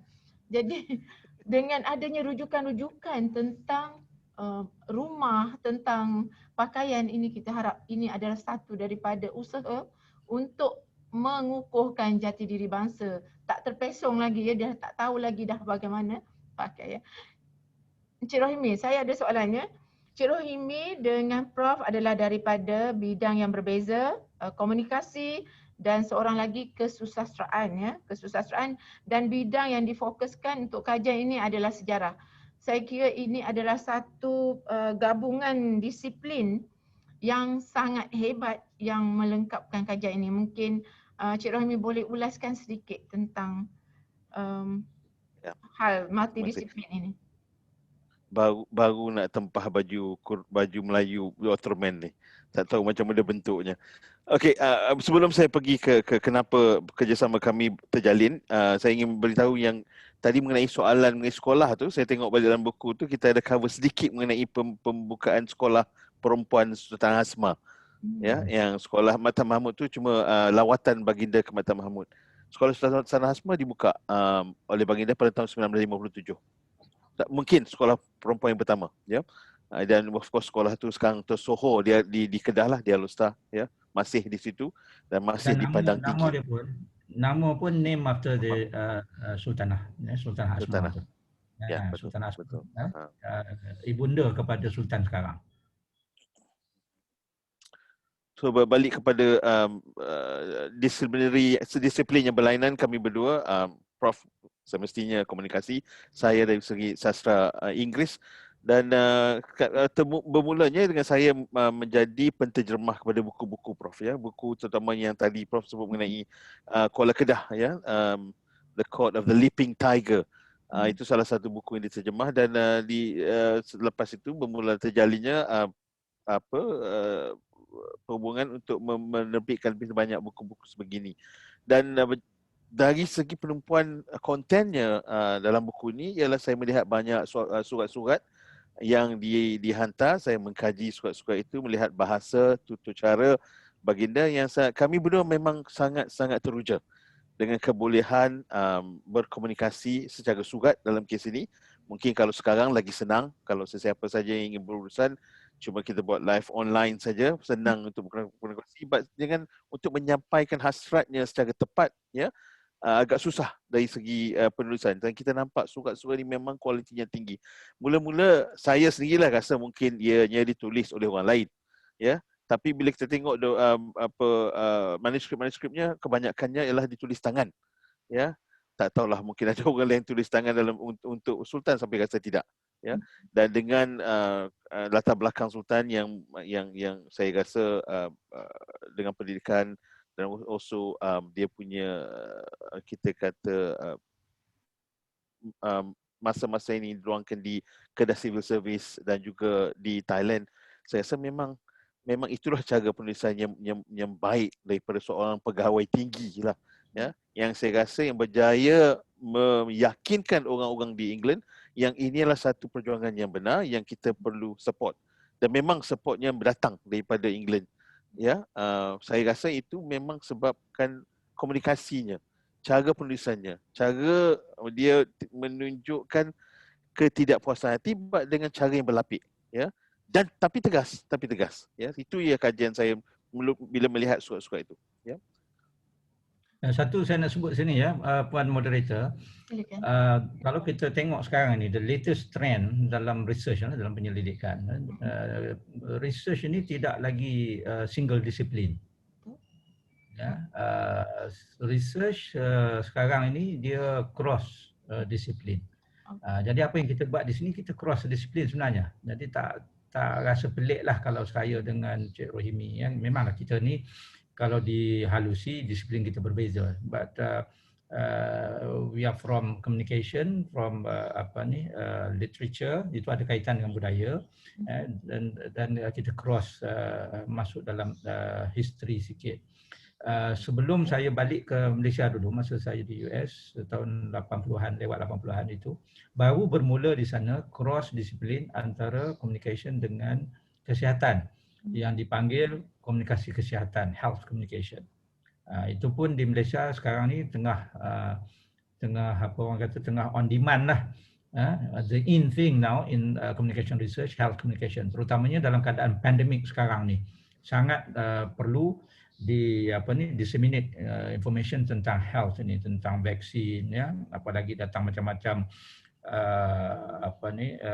dakwaan yang kata vaksin ini tak bagus dan sebagainya. So itu cross disiplin antara communication dengan health, dan banyak lagi lah cross disiplin yang diperlukan dalam keadaan yang berbeza-beza. So itu jawapan kepada soalan Puan Moderator tadi. Okey. sangat setuju Prof. Sebenarnya saya highlightkan perkara ini supaya kita dapat melihat daripada berbagai aspek, iaitu bila bergabungnya disiplin ini akan ada lompang-lompang yang akan saling melitupi, bantu-membantu, kukuh-mengukuh, seperti mana Prof katakan tadi. Salah satu daripada aspek komunikasi warisan ialah kita mendekatkan anak-anak muda kita dengan sains kepada pembuatan keris, contohnya pembuatan perahu, pembuatan rumah, bukan hanya lagi pandang sebagai satu scene bina untuk tinggal dan untuk perlindungan dan sebagainya, tetapi teknologi di sebalik itu perlulah didedahkan supaya anak-anak kita melihat bahawa bukan hanya untuk tempat tinggal, tetapi kita ada kemahiran dan keupayaan teknologi lain yang ada dan telah dimiliki oleh masyarakat kita. Prof, nampaknya Prof dan Cik Rahimah ada satu lagi soalan daripada Puan Rahimah Hamdan. Saya nak bacakan atau Puan Rahimah sendiri yang kemukakan, silakan. Okey Prof, Assalamualaikum warahmatullahi taala wabarakatuh. Saya sebenarnya macam tak sekadar menyuarakanlah ya apa yang mungkin kita boleh kongsikan bersama. Kalau kita tengok pada memang kita macam pengkaji-pengkaji macam Prof seperti Cik Rohimi juga ya, yang memang cinta kepada sejarah ini. Walaupun bukan daripada disiplin sejarah, tetapi kecintaan itu menarik minat Prof dan Cik Rohimi untuk terus mengeluarkan semua fakta-fakta yang jika tak dikeluarkan dalam bentuk ilmiah akan memang lapuk di telan zaman. Tapi apa yang menarik di sini, bagaimanakah Prof sendiri sebagai pengkaji dan Cik Rohimi berpendapat ya untuk kita menarik minat generasi muda, mungkin dalam kita ikut mereka punya nada, dengan nada contemporary pada era digital ini, bagaimana caranya agaknya untuk kita terus pupuk, kenal dan cinta warisan yang kita kuat akan lapuk kalau kita biarkan mungkin dalam bentuk buku yang memang mereka tidak akan baca. Bagaimana Prof? Ada sebenarnya ada banyak cara ya untuk kita komunikasikan warisan nenek moyang kita ini. Buku ni hanya salah satu cara dan buku ni sebab dia kekal ya, kita simpan, kita beli, kita simpan ya, kita baca kemudian kita simpan. Selagi buku tu tak hancur maka dokumennya tersimpan di sana lah. Dan tentulah buku ni buku apa pun lah ya, bukan buku sejarah saja pun, buku apa pun kalau kita tak buka dan baca maka kita tak akan dapat manfaat daripadanya. Selain daripada buku, tentulah ada kaedah komunikasi lain yang juga sepatutnya kita pelopori. Contoh satu lagi, kalau kita tengok usaha yang dibuat oleh beberapa negara untuk mengkomunikasikan warisannya, yang saya kira spearhead di depan sekarang ni ialah Korea Selatan dan juga Turki. Mereka menggunakan popular culture, khususnya movie, telemovie, drama dan sebagainya untuk mengkomunikasikan kehebatan silam. Lepas tu kalau kita tengok filem-filem, drama-drama Korea banyak yang disebut sebagai period drama lah, mengetengahkan sejarah dia di zaman Goryeo, di zaman Joseon. Begitu juga dengan Turki. Banyak filem drama dibuat untuk membawa balik kegemilangan zaman Ottoman umpamanya untuk disebarluaskan bukan hanya kepada orang Turki tetapi kepada dunia, untuk bagi tahu dunia bahawa this is what Turkey was, and this is where we are heading back now.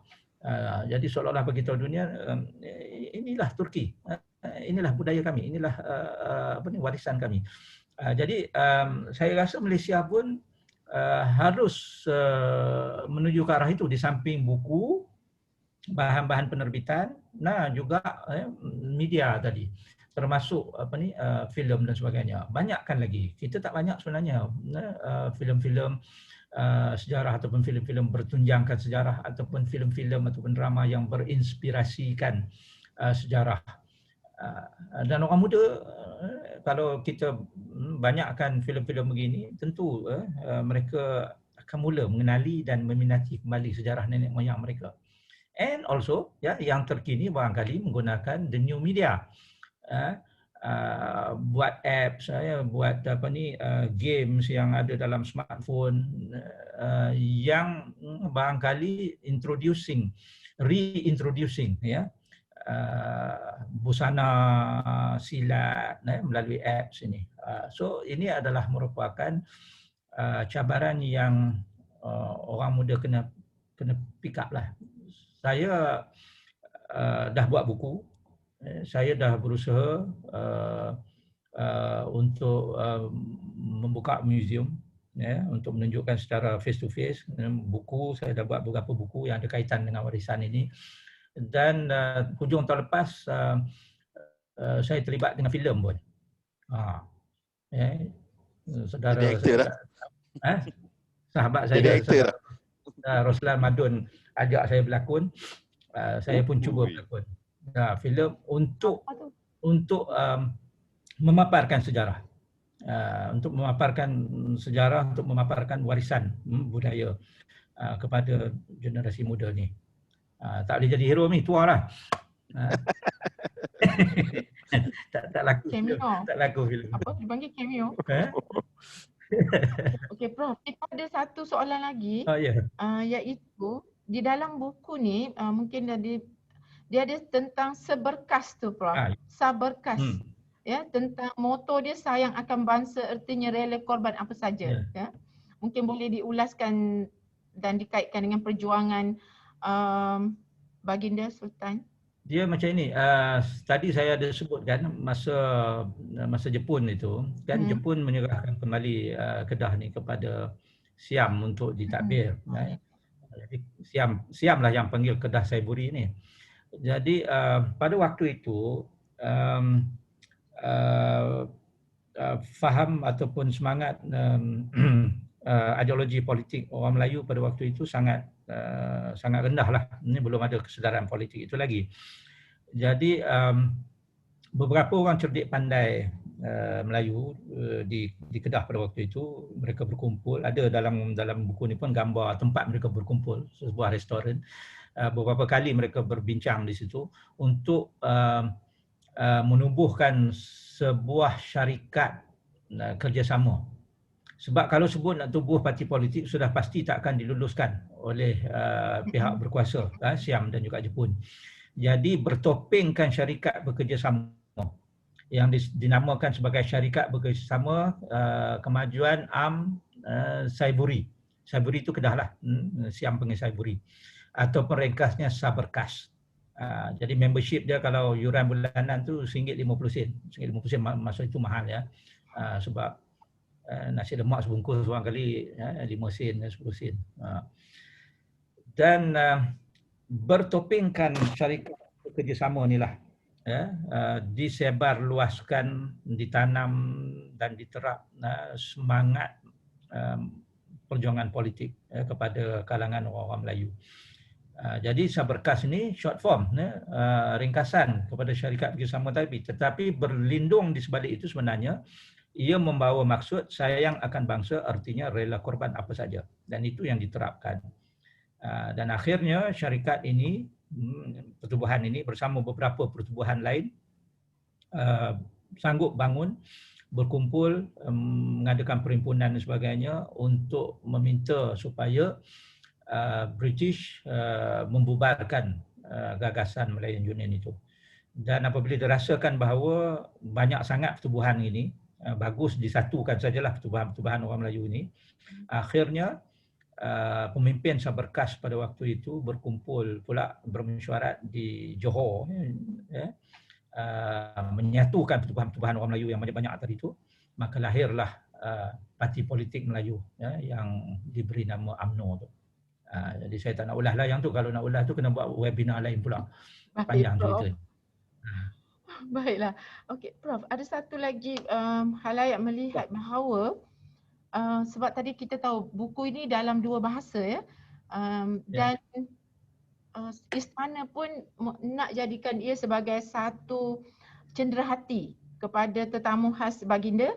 Dan adakah dari segi perancangan pengedarannya, dari segi pelancongan, maksudnya selalu kita ingat pelancong kan pergi melancong, tengok saja, tetapi halayak melihat bahawa buku ini mempunyai prospek dari segi tarikan pelancong ya.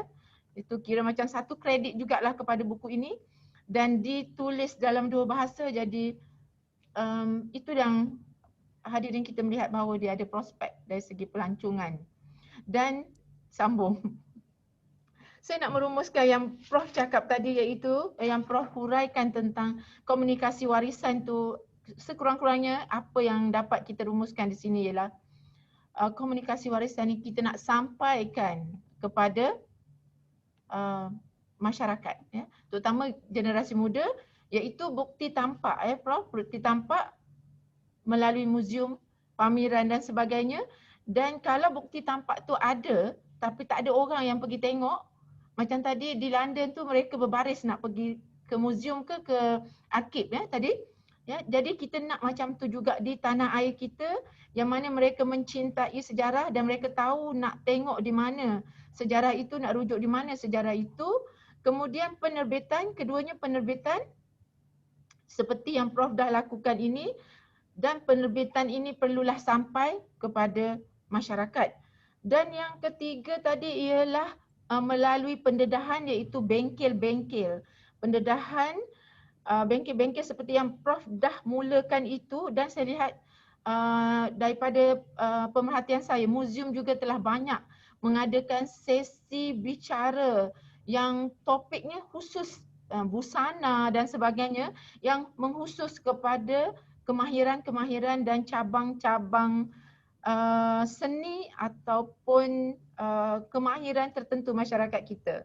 Dan yang keempat tadi Prof sebutkan bahawa komunikasi melalui multimedia, berbagai kaedah multimedia, apatah lagi zaman sekarang ni, termasuklah filem dan filem radio, drama, pentas dan sebagainya.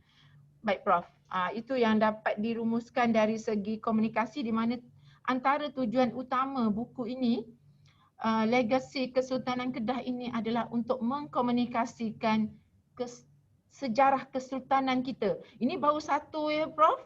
Ada banyak lagi yang mungkin nak dirungkai. Mungkin Prof dan Cik Rahimi boleh kongsikan penyelidikan seterusnya ya, sebab kita rasa macam legasi ni seperti ada yang lain ya, dia punya mungkin sedang ada perancangan ke penyelidikan seterusnya yang berkaitan dengan Kesultanan Kedah mungkin ataupun kesultanan yang lain. Okey, silakan. Saya rasa kita pun lepas buku legasi Sultan Badilih Shah ini, saya dan Cik Rohimi juga ya, kita terlibat menghasilkan buku Keris Indah, koleksi Diraja Sultan Syarifuddin, Sultan Selangor. Saya rasa saya dan juga rakyat seluruhnya lah ya, begitu bernasib baik dan bertuah apabila Tuanku Sultan Selangor berkenan untuk mengizinkan koleksi baginda itu dibukukan. Sebab di mana kita nak tengok keris yang begitu bagus kualitinya selain daripada di istana, dan rakyat tak dapat sewenang-wenangnya masuk ke istana kan. Tetapi apabila kita dapat bukukan dan disebarluaskan, rakyat dapat lihat bahawa begini rupanya keris Melayu ya, begini yang dikatakan keris yang berkualiti. Keris ini sangat signifikan sama ada kita suka ataupun tak suka ya. Sebab keris ini satu memang unik to the Malay world ya. Alam Melayu saja ada keris. Orang Melayu saja yang buat dan gunakan keris. Dan digunakan sampai hari ini. Sebab itu kalau kita tengok majlis-majlis istiadat, orang pakai keris kan, sultan-sultan pakai keris, dan kita pun kalau katakan pergi ke istana dalam majlis-majlis istiadat itu, busana kita tidak lengkap ya, kalau tidak disisipkan keris di pinggang. Begitu juga apabila pertabalan sultan, keris juga yang dikucuk sebagai tanda menerima pelantikan. Orang kahwin pun, raja sehari pun pakai keris, walaupun keris tu kadang-kadang tipu dia bukan ada bilah pun kan. Dia ada skru je kat dalam tu. Tapi maknanya seolah-olah tidak sempurna lah kalau tak disisip keris. Demikian signifikannya keris itu dalam masyarakat Melayu.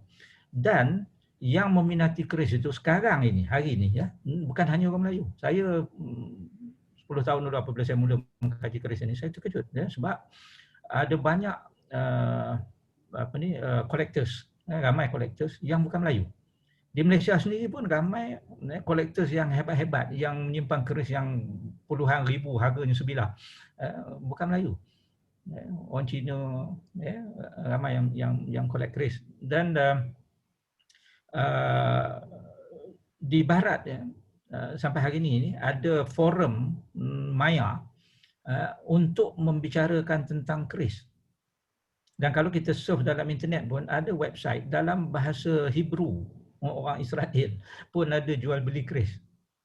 Jadi kenapa orang minat sangat kalau ianya tidak orang kata tidak signifikan, tidak ada kualiti dan sebagainya. Jadi apabila dikaji betul-betul, sebab tu saya katakan tadi keris ini adalah epitome inovasi Melayu. Ya, dari segi bentuknya, dari segi bahannya, dari segi sarungnya, dari segi dia punya bilah dan sebagainya, kemudian cara gunanya, itu semuanya kita kena ambil kira. Dan biasalah kan kalau kita baca lagi banyak, kita tahulah bahawa orang Melayu ni kalau dia buat sesuatu ada filosofinya, ada falsafahnya, ada sebabnya, ada alasannya. Jadi itu semuanya kita gabungkan untuk membentuk satu senjata yang diwariskan, satu produk warisan yang diwariskan, diperturunkan beratus tahun lamanya. Jadi sebab itu apabila Tuanku Sultan menitahkan kepada saya untuk datang ke istana, dan dia kata you do research and publish a book on my collection. Koleksi Tuanku Sultan Selangor ni ada kat 1000 bilah. Bayangkan kalau semua nak dibukukan, nak dibuat research, saya tak payah buat benda lain lah, sampai pencen lah. Banyak. Dan kualitinya memanglah, keris istana kan, kualitinya bagus-bagus. Jadi apabila dah kita publish satu buku tu on keris itu, saya dengan Cik Rohimi, biasalah kita buat dalam dua bahasa juga. Kita guna cara yang sama dengan buku legasi ini, kita buat dua bahasa juga.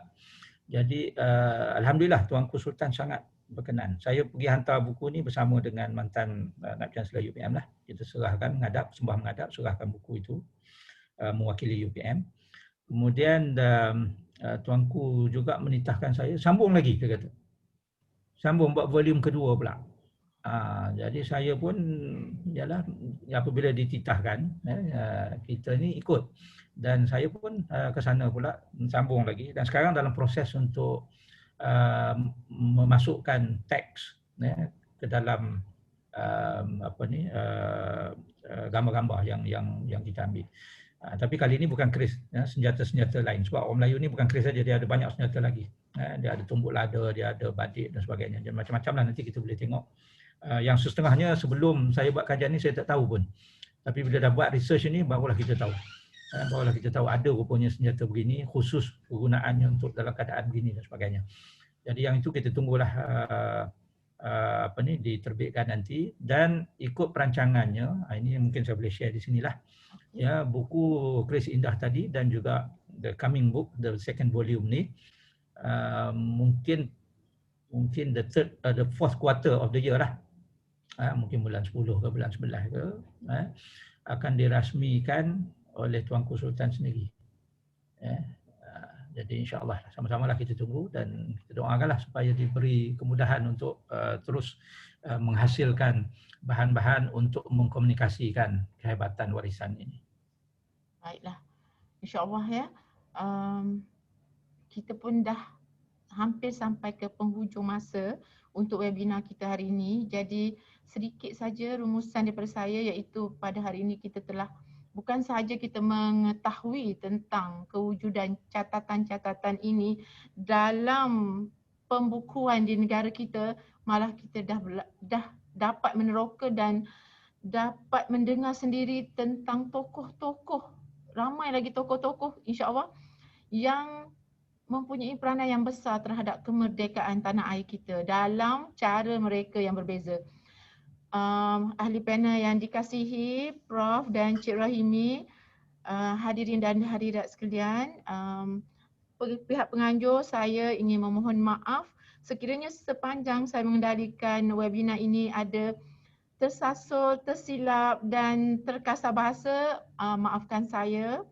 Dan saya berbesar hati kerana dapat turut serta dalam webinar hari ini dan menimba banyak ilmu pengetahuan. Saya harap begitu juga dengan peserta webinar kita hari ini. Saya serahkan kembali majlis kita hari ini kepada pihak urus setia. Silakan. Terima kasih daripada saya. Assalamualaikum. Terima kasih diucapkan kepada kedua-dua panel kita, iaitu yang berbahagia Profesor Dr. Abdul Muati alias Zamri Ahmad dan Encik Rohimi Nur atas perkongsian ilmu yang sangat bermanfaat sebentar tadi. Terima kasih juga diucapkan kepada moderator kita yang berusaha Dr. Fazilah Husin atas kesudian mengendalikan majlis webinar pada hari ini. Dengan itu, sidang hadirin, maka berakhirlah webinar Bicara Cendekiawan pada hari ini. Kita akhiri majlis ini dengan tasbih kafarah dan surah Al-Asr.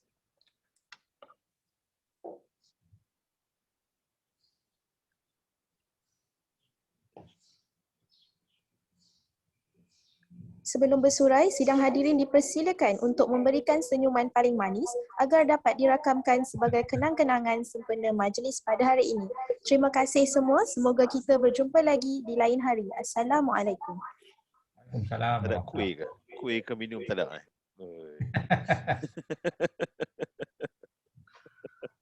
Terima kasih. Prof, tahniah Prof. Very interesting topic. Terima kasih. Terima kasih. Prof. Terima kasih Cik Rahimi. Tak sedar masa berlalu cepat sangat. Terima kasih banyak-banyak. Aisyah, mungkin kita boleh ambil gambar kan, Irfan? Ambil gambar dengan ada beberapa ramai yang dah keluar ya, audiens ramai dah keluar. Kita boleh ambil gambar insyaAllah. Silakan. Ramai nak gambar Prof ni. Boleh. Mai. Boleh. Kejap. Irfan, tolong cakap ya 1, 2, 3 supaya bersedia semua. Senyum dah pakai. Sebentar ya. Ni ada nasi kandang apa ni, Mi? Oh, itulah. Dah lapar ni. Dah lapar Pagi. 7 pagi Prof, 7 pagi. Satu. Itu tak ada nasi kandang. Dia kena import. Prof, nanti Prof Wazan belanja tak apa. Nampak. Oh, gitu. Wazan dah belajar. Dia belanja kita. Buah rezeki. Ilmu banyak hari ni Prof dapat. Alhamdulillah. Buah rezeki. Nanti kita cari Haji Razali. Boleh. No problem. Dah kan? Charge ke Wazan ya. Tak sedap hati dengar. Tak sedap bunyinya takut. Sangat-sangat gembira sebenarnya. Tahniah ya Prof dan Cik Rohimi. Terima kasih. Tahniah. Habis gambar lah. Dah. Belum. Belum. Senyuman dikekalkan ya. Dari tadi Kekalkan senyum. Senyuman masih dipakai.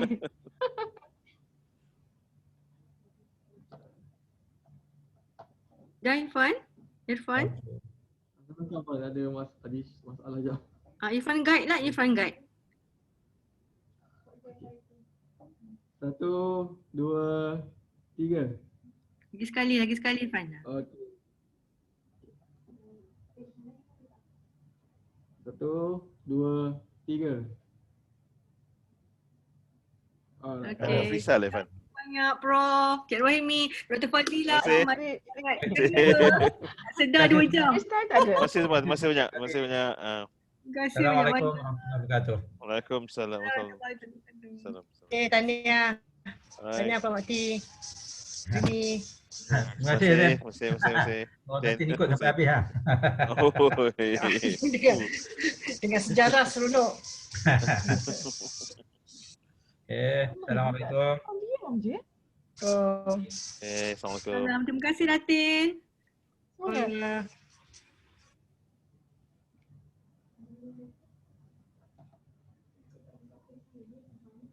Terima kasih Dr. Razali. Terima kasih. Sama-sama. Dah keluar. Okey.